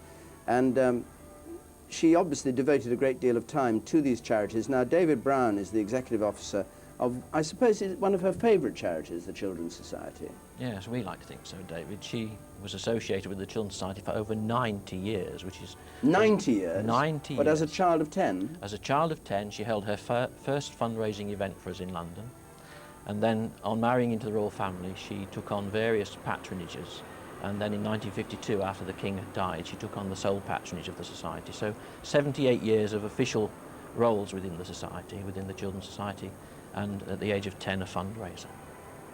The cortege has just reached the brewery and the Hogarth roundabout and will go past the painter Hogarth's house, which is now a museum dedicated to him, and then out towards London Airport, a route many holidaymakers will have taken And of course this route is one that she would have taken time after time after time at weekends going away to Windsor. So tell me about her. I mean, she had over 300 charities, so that gives, you know, a day, a year to devote to each. Did she actually concentrate on them? What did she do for you? How involved was she? Well, she didn't have to do things in a practical sense to be involved with us. And of course, with all those demands on her time, it wasn't possible for her to do something every year, but she kept in continuous touch with us. She wanted to know what was going on. We kept her informed. She even insisted on having the Society's quarterly magazine sent to her at Clarence House. And I kept her informed about any major changes and so on in the Society. The Children's Society tried to involve her where it was appropriate, given her age and given her position. And on many occasions, she hosted wonderful activity events for us involving fundraisers and supporters. She loved to be with children. She cared very much about children, as is evident from everything we've seen and heard about her with her own family. And I remember a wonderful occasion at Clarence House. She couldn't actually attend part of our anniversary celebrations for a particular fundraising campaign, so she asked me if I'd take the campaign to her at Clarence House. So a school from Leeds, a school who had supported the Children's Society financially, got together a small choir and we came down to London to sing to her in Clarence House. And I think the thing that stays with me, David, from that event is the fact that when Sir Alistair Aird and I walked through from the back of the house, there standing in the hallway with her hat and coat on and two yapping corgis was the Queen Mother, worried sick about the temperature of the drawing rooms that these children were going to sing in. And for me, that just typifies a great lady, so concerned for others, so kind, so warm-hearted, and I think she will be sadly missed. Sharma, the historian, how recent is it, this involvement of the monarchy in charitable work like this? I mean, the Queen Mother, 300, the Princess Royal does a great deal of this kind of work, other members of the royal family do it. Is that a new aspect of monarchy, or did the Queen Mother develop it specially? Oh, it goes back to Queen Victoria. In very, very rough time for the British economy in the 40s, Queen Victoria and Prince Albert raised money for Spitalfields silk weavers, put on a ball for that. So it goes back a long way.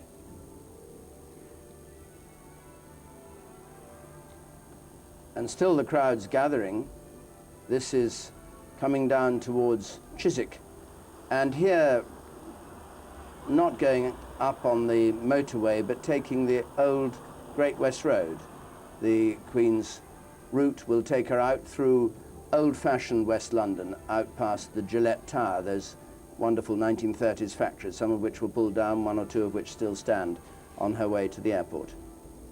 No, the Queen Victoria would have done this, but you have a feeling now that it's one side of the royal family where in a kind of way they feel most at home and most at their ease, because it's a formal relationship. They're patron of a charity or whatever, but it's something they can get really interested in and get to know about. And it's one of the sort of forces of monarchy, isn't it? It's become much more important. I mean, as we've lost an empire of territory, we've gained a kind of empire of virtue. And philanthropy has been one of the ways in which really the monarchy has been able to express its concern for the less fortunate and for those who need consolation and inspiration.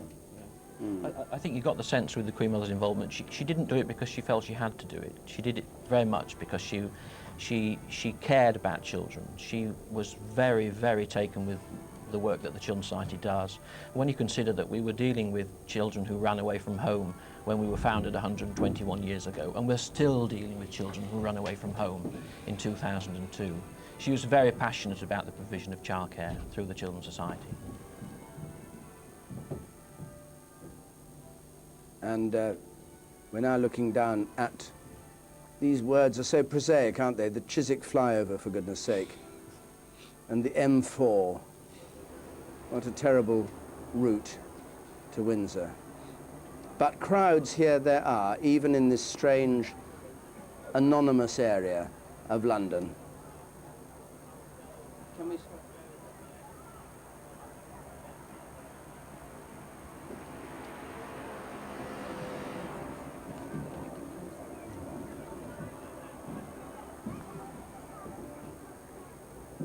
This is at the Brentford end of this flyover. A few cars stealing through.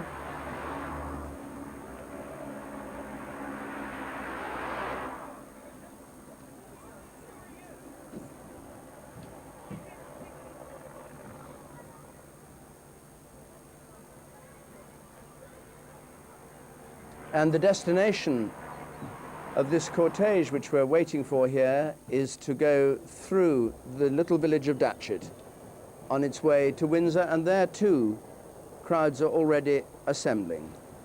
Brian.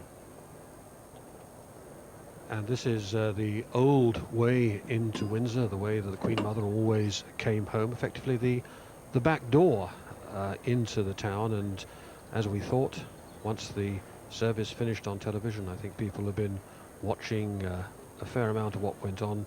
Suddenly they all started to come out from the town and into the streets. There were just a few people, maybe a line or two along the edges. When the service finished, now you could see how many there are. And this is the scene inside the castle. A few people waiting in the lower ward where the car will pass through on its way into St. George's Chapel for the private service, and the flowers which have been collected over the last 10 days lying there, the very many spring flowers all grouped together, produce this rainbow coloured effect on the green lawns, the well-kept lawns of St. George's. But there you can see Windsor's tribute looking down towards the Guildhall and the parish church, as everybody and the town council effectively marching into position in order to be there to watch the honorary freemen of the city, of the town, pass by.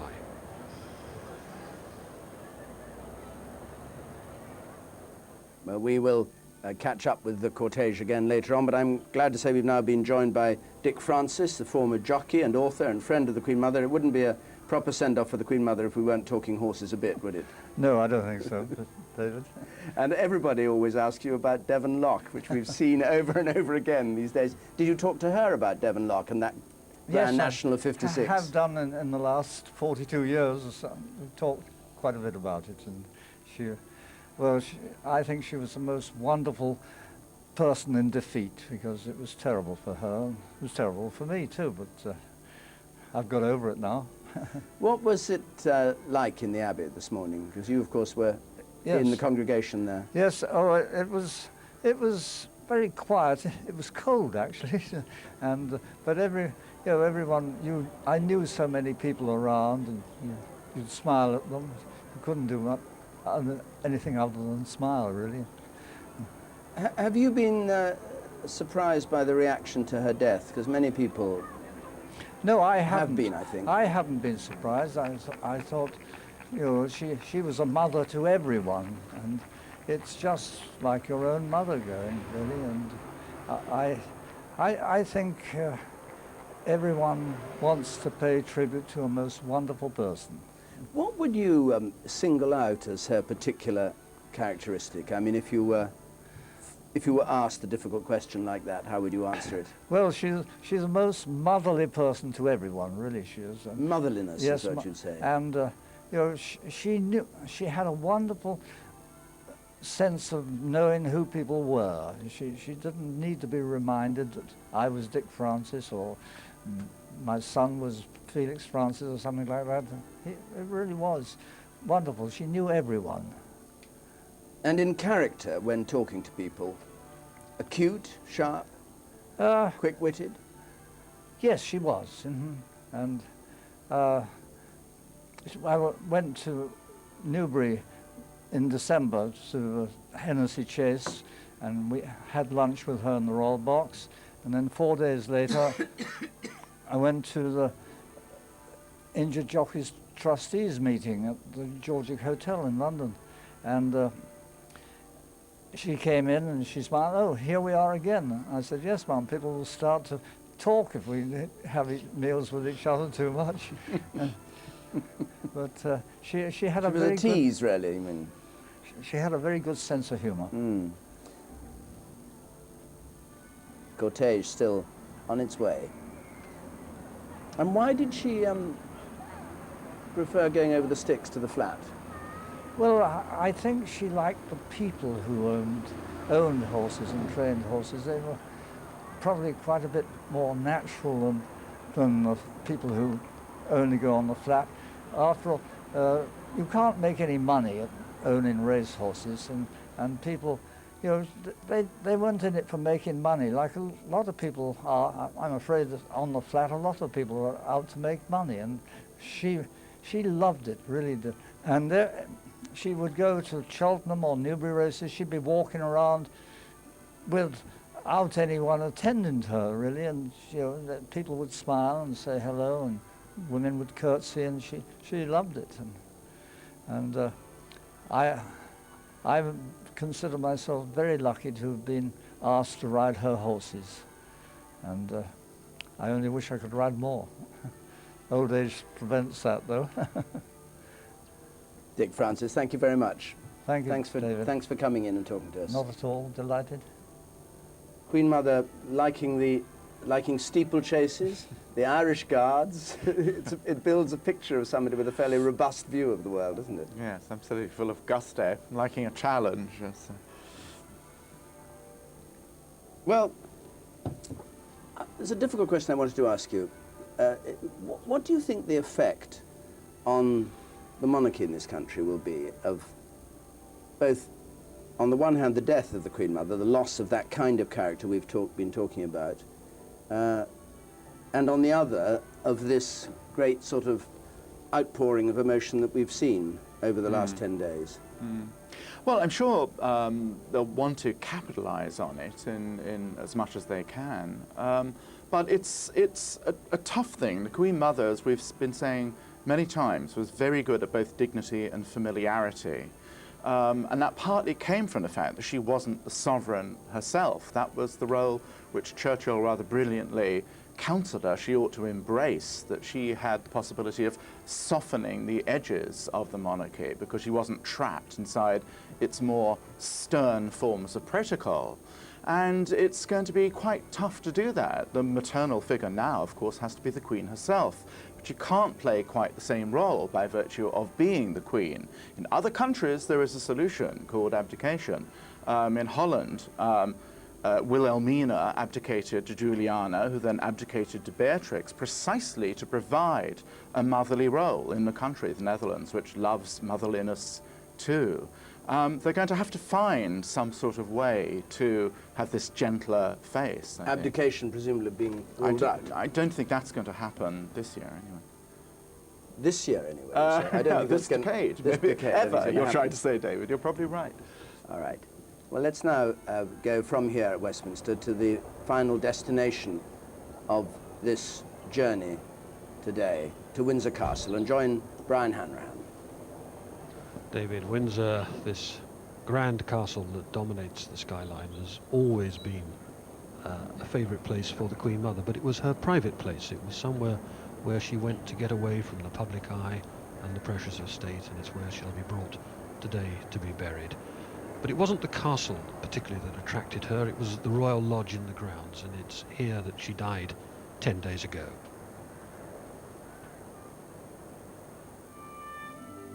The Royal Lodge at Windsor was the Queen Mother's haven. It was presented to her husband, then the Duke of York, in 1931, and was the backdrop before which her young family grew up. Windsor Park was their playground, and for the young princesses, Elizabeth and Margaret, their first real family home. But even after King George VI had been crowned, they stayed on, with their corgis, in the smaller and more relaxed setting of the Royal Lodge. It continued as their weekend retreat until the King's death, and then the Queen Mother made it home during 50 years as a widow.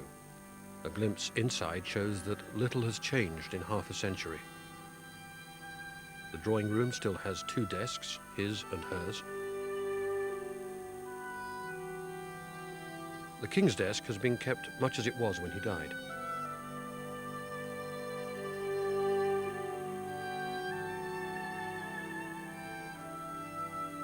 Some of the furniture is threadbare. She didn't want much to change. The decorations in the same style, her taste, unchanged by the decades. It was the house they created as a young married couple, and she kept it that way until the end. Outside, the garden too was their creation. The king liked to potter in it as a distraction from affairs of state, and she liked to tell visitors that the king practically made the garden himself.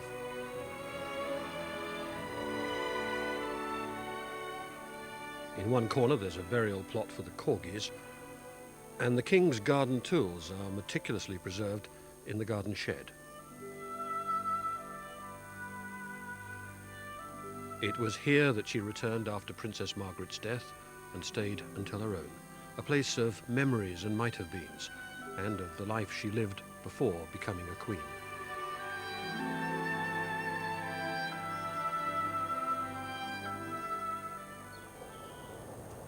And so much of her life was centered here, particularly the war years, where the castle became the retreat for the royal family, where the young princesses were brought up in private, in safety. They were practically imprisoned behind these walls as though they were medieval prisoners from years ago, in order to keep them safe, with very little company and very few other children. And that was the price that they paid, the Queen Mother and her family, for staying in Britain during the war years, the decision that made them so popular. Well, now I'm joined here by somebody rather younger than many of the people we've been talking to this afternoon, Catherine Hempson, who is a vet. Now, just tell us, you're an equine vet, so we're still with horses. Just tell us about how you came to meet the Queen Mother and what it was like. I came to meet her because I'd been given a travel award from the British Equine Veterinary Association Trust, which she was a patron of, and that enabled me to travel to America to spend time in a foal intensive care unit. And then through that, we were invited to Clarence House to meet her and to discuss with her what we'd learned and seen and how we'd benefited from the award. And just tell me what it was like. Were you nervous when you went to Clarence House? How was it?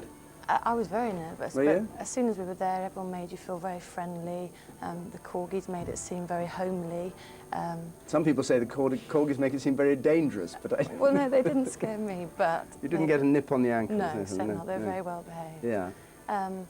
And then really, we were sort of introduced individually, and we could talk to her. And I think my lasting memory of how friendly she was, made you feel so at ease. And in fact, I ended up talking to her about how I'd ridden a retired racehorse of hers, who I think she was particularly fond of, called the Argonaut. And I sort of recounted to her that he was enjoying his retirement in a fine fettle, and her face lit up, and she seemed genuinely delighted to have heard back. And I think she did follow them through to that. And you're an expert in these things. Did she strike you as an expert in horse behaviour and all that? Was she speaking as a sort of owner who knew about them? She did. I mean, she seemed very in touch with everything, and really very acutely aware of what was going on, asked really pertinent questions, and was very sort of with it when it came to the equine field. How old was she at this time? This was 2 years ago. So she was just coming up to 100? Yeah. It was just before the birthday celebration, which we were then involved in again as the trust. What kind of effect do you think she's had? It's a bit harsh to make you speak for younger people, but what kind of effect, what kind of memory do you think they'll have of her, and what kind of impact has her death made? I think there's a huge amount of respect for her, and I think because she was very easy to relate to and was very personable, a lot of people felt, you know, that they did have a lot in common with her, and especially with her passion for horses and her interest in racing, and always very much the forefront and visible in that.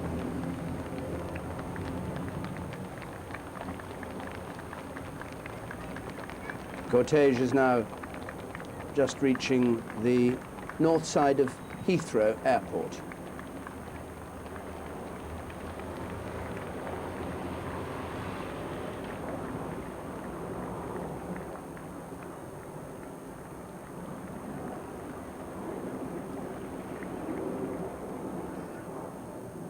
Do you think it'll have a lasting effect, I mean, on you, for instance?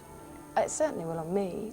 Simply the fact that I met her and spoke to her, you know, she was so astute and interested in what was going on. And I think it will have a lot of effect on, you know, all generations, and especially the younger generation, who she seemed to have such an interest in the future, you know, and the progression of things. Because some say that the younger generation is a bit cool about monarchy and cool about the royal family. You don't find that among your circle? I don't think so. I think certainly not cool about it, but I think opinions probably have changed as time has changed, but I still think there's an awful amount of respect there, and certainly for a lady like herself who had so many interests and was passionate about so many things. Simon, do you think a change will be afoot now? Well, I don't know. I mean, some say the Queen Mother held the Dyke against change and was sort of, I mean, it's all gossip, one doesn't know, but was sort of insistent on the old ways of doing things.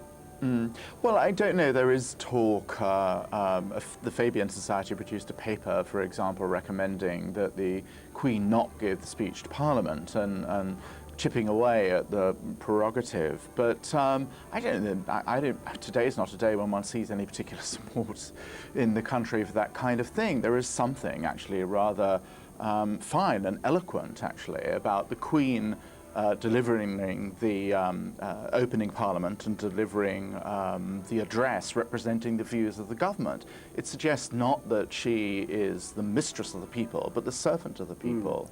So there are defences which aren't just to do with the Queen Mother's personality. I mean, maybe the great lesson of the last 10 days is that that the monarchy doesn't need to be defensive about itself in the way that at times it seemed to be. It doesn't need to be defensive because people like it and they want it. I think that's right. I mean, there's always the possibility of egregious mistakes. We're all only human, even the royal family. Well, let's see where the cortege has got to now, if we can. I don't know whether the cameras are there. We can, still going past Heathrow. But I have another guest who I'm keen to talk to, if she can be brought in to sit beside me, who's come all the way from Caithness, where she's a school teacher, and got to know the Queen Mother, Christine Shearer. She's just moving in here beside us. That's all right. Thank you very much. I'll wait till you've got a microphone on. You were in the Abbey? Yes, I was. What was that like? Oh, it was absolutely excellent. It was really wonderful. It was a privilege to be there. I thoroughly enjoyed the service. I thought it was beautiful. Now, you saw the Queen Mother in the far north. Yes. Where the Castle of May is, right up in Caithness. A bit different from Clarence House on the Mall, I suspect. Yes, I would say considerably different. We first got to know her in 1959. My father was the parish minister of Canasby Church, where she worshipped when she came to me. And my parents were invited for afternoon tea, first of all, at the castle. And of course, were quite apprehensive about it, but came back just enthusing about how welcome she had made them. And over the years, a great friendship grew up between them. And even after my father's death, she continued the friendship with my mother, and it continued for about 40 years. Do you think there was a different side to her character up in Scotland from what she was like down here, or was it just that she was able to ease up a bit? Well, I think she did love coming up to Caithness because she loved the wide open spaces and she loved the fresh breeze. She sometimes found the heat a bit difficult. Yes, hot rooms were one of her pet hates. Yes. Yeah. She just, every time she came, she just said, it's so marvellous to be back in Caithness. And of course we have wonderful sunsets and things, and she loves walking. Well, she loved walking out, you know, and I think too the people in Caithness respected that she was actually there on holiday and didn't crowd her, so she was able to have a bit more freedom. Your mother fell ill with Alzheimer's, That's I think. correct. Tell me about what happened then and the Queen Mother's reaction to this. Well, when the Queen Mother heard about Mum's illness, she asked to be kept informed about how she was progressing. And her factor, Mr. Leslie, used to either phone me or he would come and visit my mother to see for himself how she was, and then pass on the news to the Queen Mother. And did you go with her to tea with the Queen Mother at one point? Yes, I did. Because of Mum's illness, she was a bit apprehensive about going on her own, although she had been going... She'd been invited to tea? Mum had been going... Not you, just Mum. Yes, and Yeah. she was a bit worried about it. So it was agreed that I would go with her.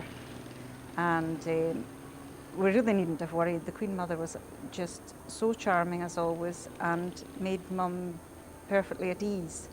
she just included her in the conversation and didn't make her feel, you know, under threat. People with Alzheimer's are very worried if someone asks them a direct question because they have difficulty sometimes remembering the words to say.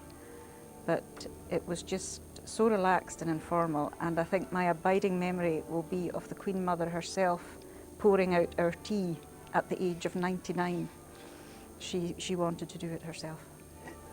We've heard a lot, and we've seen a lot of Scotland and the Scots down here in London during these past few days. Can you sum up her Scottishness as opposed to her Englishness? I mean, do you as a Scot see her as a I don't want to tread on delicate ground here, you understand, but do you think she had certain characteristics that were, in your eyes, Scottish? That's a bit difficult to say, but she had a lovely sense of humour, and it didn't seem to matter where she went. You know how sometimes different cultures have slightly different ideas about what is humorous? She found humour in absolutely everything, you know, that we could see. And in actual fact, my mother used to be very good at reciting Scots poetry, and two in particular the Queen Mother was very fond of. One was McAllister. It was about a Highland dancer who came down to dance in London before the King, and it had a humorous twist at the end. And the other one was called Bella Macrae, which also was humorous. And she was so delighted with this poem called Bella Macrae that she actually named a racehorse after it. Oh, really? Can you tell us McAllister, or have you forgotten? Oh, no, I'm afraid not. Not even the funny line at the end? At the end, it says, the gist of it is that McAllister dances, and as his steps grow faster, the ladies of the court are swooning over him because he's a very handsome man in his kilt. And at the end, the Queen comes up. The King says, "Alas, although I am a king, I cannot dance like you." And then the Queen comes up and pins a medal on his chest. Her whisper I shall ne'er forget, nor how her eyes grew dim. Ah, where was you, McAllister, the night I married him? That's very nice. One other thing, her involvement in local, I mean, you ran a school, there were whole sorts of organisations up there. Did she play a big part, I mean, like somebody just living in the community, in local life? Yes. You find her willing and able to Oh yes, she turn a hand? very much wanted to be part of the community. Of course, she came to church every Sunday, which we loved seeing her there. But she also went to the local sheepdog trials, which were held in a field very close to the castle. And she insisted on going every year, regardless of the weather. And the other event she would not miss for anything were the local games, May Games. And again, we had some horrendous weather for some of the events. And all this was the full McCoy, caber tossing and... mostly, yes. Pipe bands, Highland dancing, that kind of thing, yes. Terrific. Well, thank you very much indeed for coming in and telling us about it. It's fascinating. I love the poem. I think you must do that again. Let's go back to the route that the Queen Mother's cortege is taking, and at its destination, which is Windsor, now filling up. And Brian Hanrahan is there. Brian. David, a very surprising turn. People are packing into the town. They are now got the entire high street has filled up very rapidly indeed. A little while ago there was hardly anybody here, and then everybody has come out into the streets. They've now filled up all the spaces. Indeed, the police have been allowing them onto the green of the next to the castle walls, because there's just not enough room left for them all to fit into the streets themselves. So what has happened is they've been allowed to climb up here and to take vantage points up against the walls of the castle, where they can look down onto the high street as the cortege arrives. It's been full of twists and turns, this funeral, this period of mourning, because here, as indeed nationally, the way it seemed to work out, this morning when I came here, there were maybe 20 people who'd arrived about 6 o'clock this morning, and for a long time nobody else, and then everyone has erupted onto the streets, so they probably all come from the town. So this is going to be a very emotional homecoming. The local council are lined up at the gates of the castle, the deputy mayor in his robes. The mayor was in Westminster Abbey, and the chief executive, although he's dressed up as the old-fashioned town clerk with his wig and his robes, and the freemen of the city. And inside we have, outside the castle, the families who actually live inside the castle, probably of the clergy and of the military knights of Windsor, who are waiting for the Queen Mother to arrive.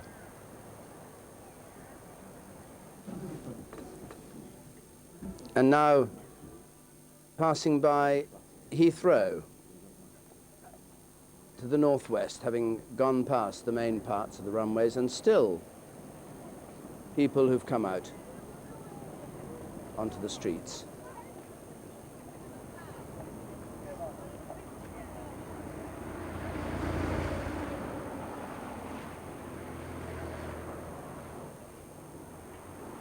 Still flowers being thrown as the hearse goes by, and people applauding there. And this journey is taking a little longer than expected, because they said that they would go at the pace of the crowds. That's to say, if there was a crowd of people, they would slow down to give everybody a chance to see. So they've been an hour, just over an hour now, on the road. And I've been joined by Yvonne Brown. And Yvonne is the vice president of an organisation of which I think the Queen Mother was president. She indeed was our president. The Sandringham Women's Institute, no less. Now tell me about her involvement in all that. Well, she became our vice president 65 years ago. 65 years? 65 years ago. After what event? Well, our WI was actually started by Queen Mary. And Queen Mary was our first president. Her mother-in-law? Yes. Yes. And then she, the Duchess of York became joint president with Queen Mary. And then... well, it's a bit before your time. Certainly a long time before my time. And then she became president in her own right after Queen Mary died. But her involvement has been 65 years. And what has her involvement been? Well, she always came to the January meetings, and the Queen usually accompanied her. And she would come in, and we'd sort of have the welcome. She would listen to the minutes being read, and then she would sign those minutes. And then we usually had a speaker, and she was always interested in the speakers that we had. What kind of speakers would these be? We've had Alan Titchmarsh and Robert Hardy, and we've had all different kinds of people. But one year we had a lady from Dalton, China, and this lady had a terrible sort of little cough in her throat. And so Queen Elizabeth was hastily in her handbag, and out popped this cough sweet, and she passed it to this speaker. In fact, didn't suck the sweet. She put it, she said, I shall treasure that forever. So, and then following that, we usually have some in-house entertainment, which of course she absolutely loves. She loves to see the members making a fool of themselves, really. I mean, it's really, really funny. And then... what sort of in-house entertainment? Well, just little different plays and things that we've done in the past, and which she's always enjoyed. And then following the play, she'll sort of look at the competition entries and the exhibition, and then chat to the ladies en route. And then she took tea. Every year, 3 ladies, we sort of did it in rotation, but 3 ladies would take tea with Queen Elizabeth. And she did pour the tea. And she loved pouring the tea, you know, and it's one of the things that she enjoyed. And were you all a bit nervous when she came down? I mean, was it, here comes the Queen Mother, and we have to be on our best behaviour? Or? I think to a degree you're always a bit, you know, tense beforehand, but you soon relax into it, because Queen Elizabeth quickly put you at ease. I mean, she was that sort of person. She had this knack of making everyone feel comfortable in her presence, you know. I mean, you had sort of had the formalities when they arrived, but, you know, she just liked to chat and sort of be one of us, really. So you're going to miss her? We're going to miss her tremendously. You were in the Abbey this morning? I was, yeah. Tell us about that. That was a really moving experience, I have to say. I think when the choir started singing these sentences, and Thou knowest, Lord, the secrets of our hearts, and I thought, yes, we've all got our own special little secrets in there what we knew about Queen Elizabeth and how much we enjoyed her when we were in her presence. And it was really, really moving. And when the Archbishop gave his sermon and he spoke so kindly about her, it was all so true. How have you marked, or how will you be marking her death up at Sandringham? Well, at Sandringham, we've had a little get together, and at our next meeting we will observe a minute's silence in her memory. And obviously we've written to the Queen and members of the royal family expressing our condolences at their loss. And who's going to come and watch your entertainments and listen Well, to your we'll have to wait speakers and see. with a little tickle in their throat in future? We'll have to wait and see. I suppose you'll hope for the daughter. Well, we're not presumptuous. Thank you very much indeed. Thank you. Yvonne Brown. Well, now the cortege has reached, for those of you who know, which I can't pretend I'm an absolute past master in the geography of northwest London Airport, but this is the Colnbrook bypass. But the interesting thing is, the cars have all pulled to one side, and here on a most unpromising stretch of road, there are still people who've come out. There is no point along this route where there haven't been people who've come out for a final glimpse of the coffin as the Queen Mother's cortege goes past. And after this part of the journey, the next place that they come to is the village of Datchet. And there, they're back into proper territory again, a little village and the road along the river up to Windsor Castle.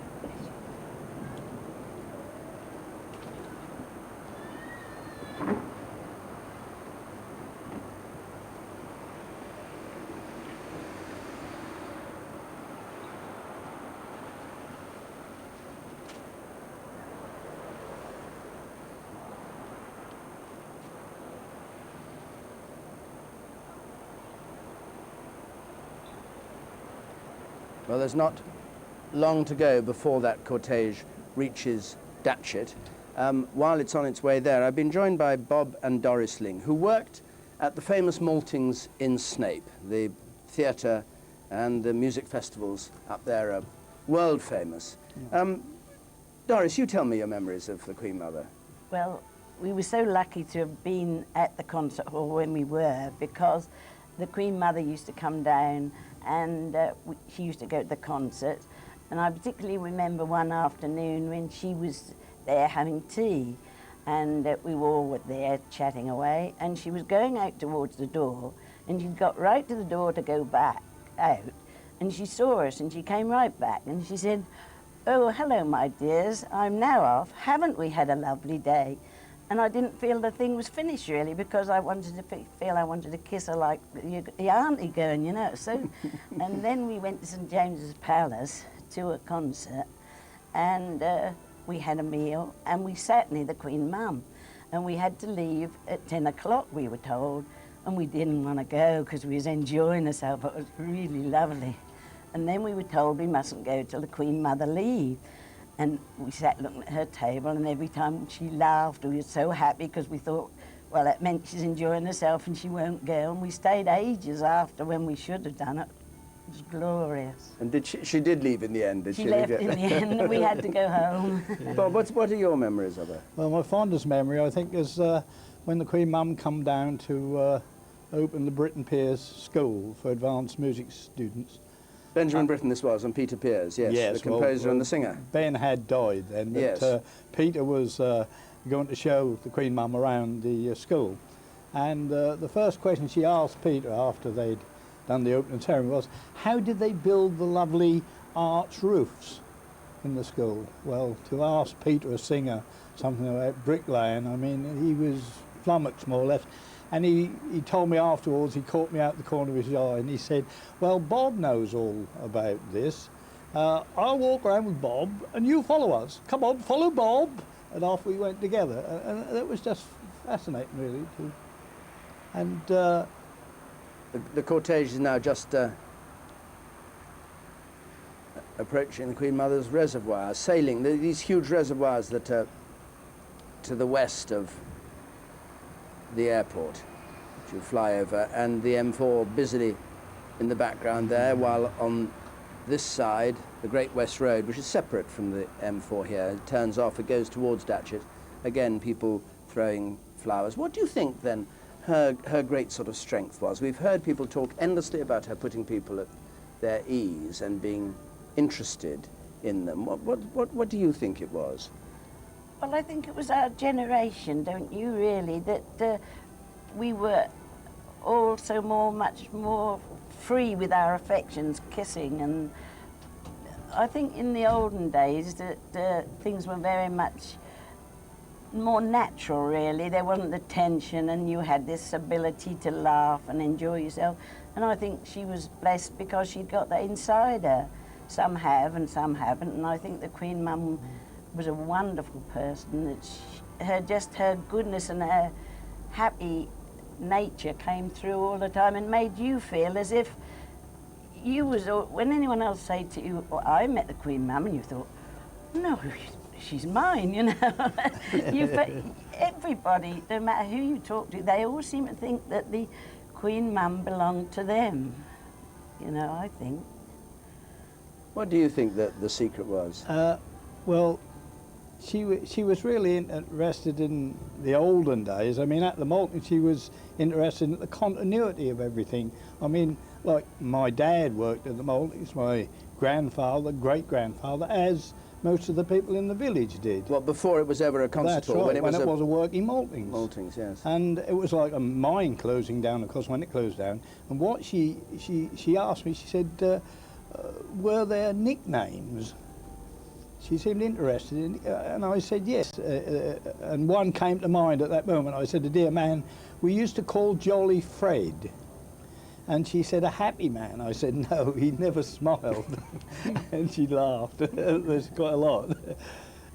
Well, we've heard quite a lot about her connections with both Caithness and Norfolk. They're the two places she's most Suffolk, associated actually. with. Yeah. Suffolk. I'm so sorry. I shall not be forgiven for that. You won't. No, I certainly won't. Ipswich Town and Norwich City. It comes from talking about Sandringham, which is in Norfolk. Of course, yes. No, Snape is in Suffolk. Yeah. Yes. Well, we know your old rival from Norfolk. But it is interesting. These two places. Let's call it East Anglia for the sake of decency. East Anglia and far north of Scotland, both quite remote from London and the sort of life that's led here. And something she obviously responded to very much. I think she loved the marshes at Snape, you know. She used to walk round and you saw all the reeds and the simplicity. I think this was what she appreciated. We were... I think we'd better stop there because we're going down to Datchet. Bob and Doris, thank you both very much indeed for joining us. Let's go down now then to Datchet, the little village, where the Queen's cortege will go next, and we join there. Brian Hanrahan. Brian. And the village green at Datchet, a familiar sight for the Queen Mother, a route which she used to take every Friday into Windsor. Here she is passing across the green down towards Windsor, which is about a mile or so along the Thames.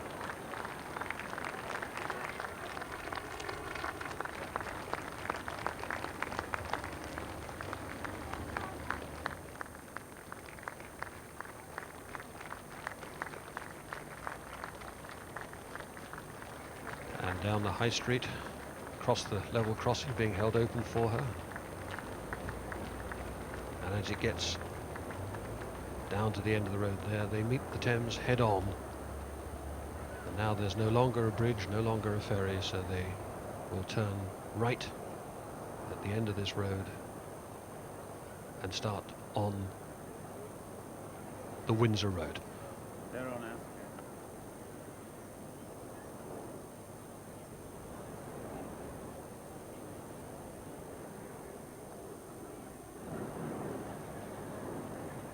Moving briskly, at a steady pace. All this rather like an old-fashioned funeral, where once when a hearse went by, everybody stopped and stood in silence and bowed their heads. Something there isn't time for today, but that's the atmosphere here, as people who feel they know the Queen Mother have come here to stop and mark her passage.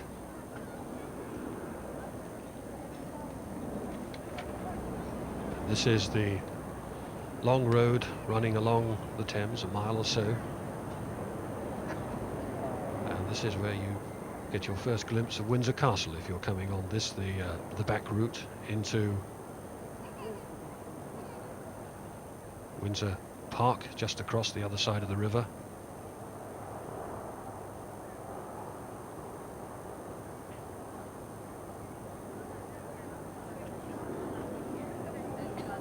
Trees just beginning to break into leaf. Chill spring day. The route the Queen Mother used to like, the country route into Windsor. She didn't like motorways. She preferred to come down here on this back route on her way to what she regarded as her weekend retreat.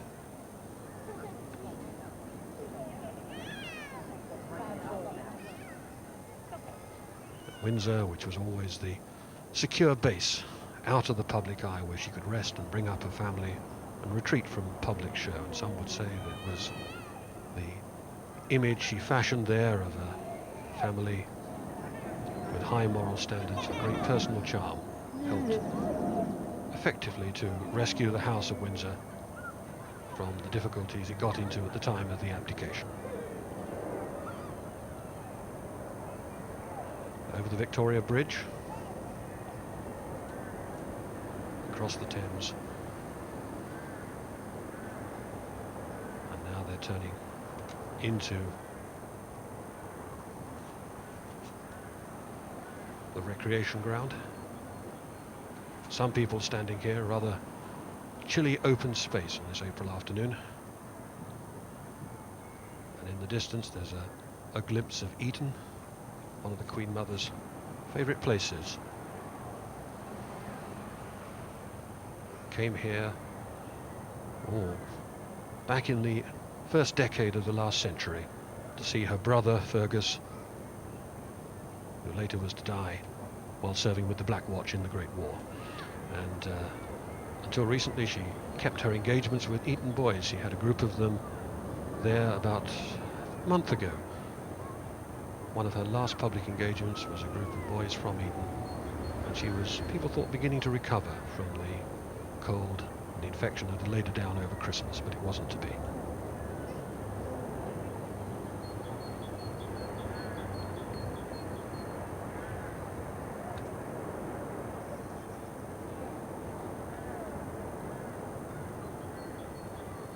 And there, the road into Windsor, home to the castle.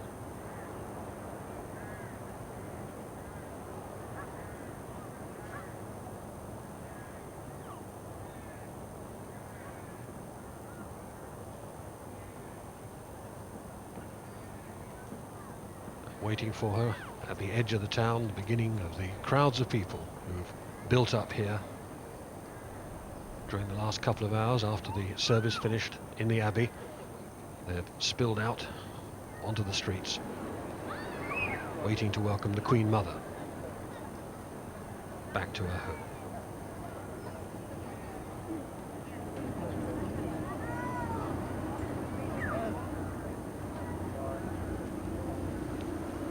Prince of Wales following.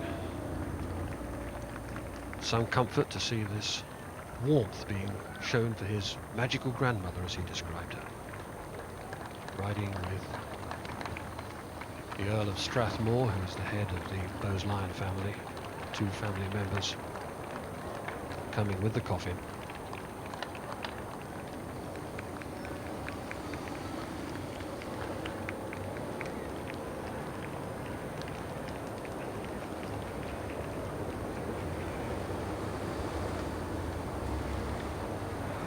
And here in the town, people falling silent now.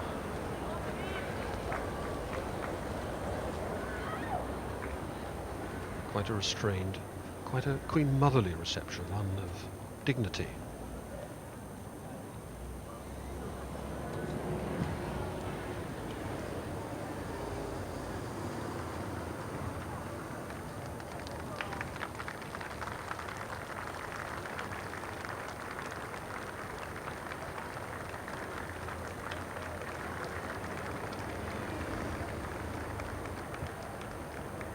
And this the final few hundred yards round the castle walls.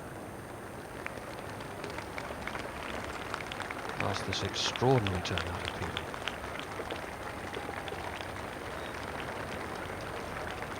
And round finally past the statue of Queen Victoria, the first Empress of India, as the last Empress of India turns up to the castle, where it can turn through the Henry VIII gates. Corporation, councillors, watch as it disappears from public view into the private space inside the castle, where there are just the families of those who work within the castle, and a salute from the Grenadier Guards, who are making up the castle guard, and it disappears into the horseshoe courtyard, the Tudor courtyard at the base of St George's Chapel, where the Queen Mother will be buried later.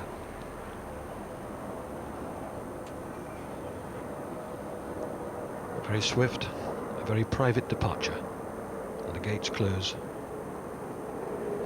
and that's the last we shall see.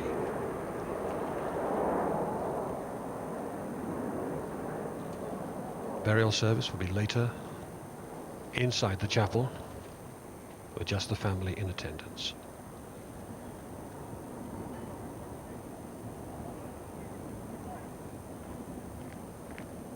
And she'll be buried here. Herself to maintaining the monarchy. But most importantly, she will be alongside her Bertie, King George VI, who died 50 years before her, and whose tomb awaits her now. So it's the end of a long love affair with the British people. We've seen in these last few days how deep was the affection for her, how strong the bond between her and her people, and how hard she worked to maintain it. It's a task, becoming queen, that she never wanted, but one that she can now lay aside.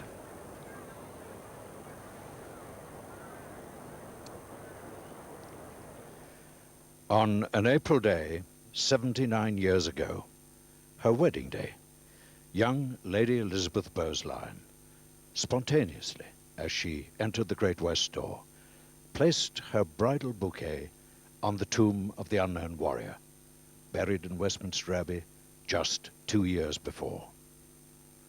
Tomorrow, another April day, at her request, the flowers from her coffin will be brought back to the Abbey from Windsor to lie here among the Flanders poppies.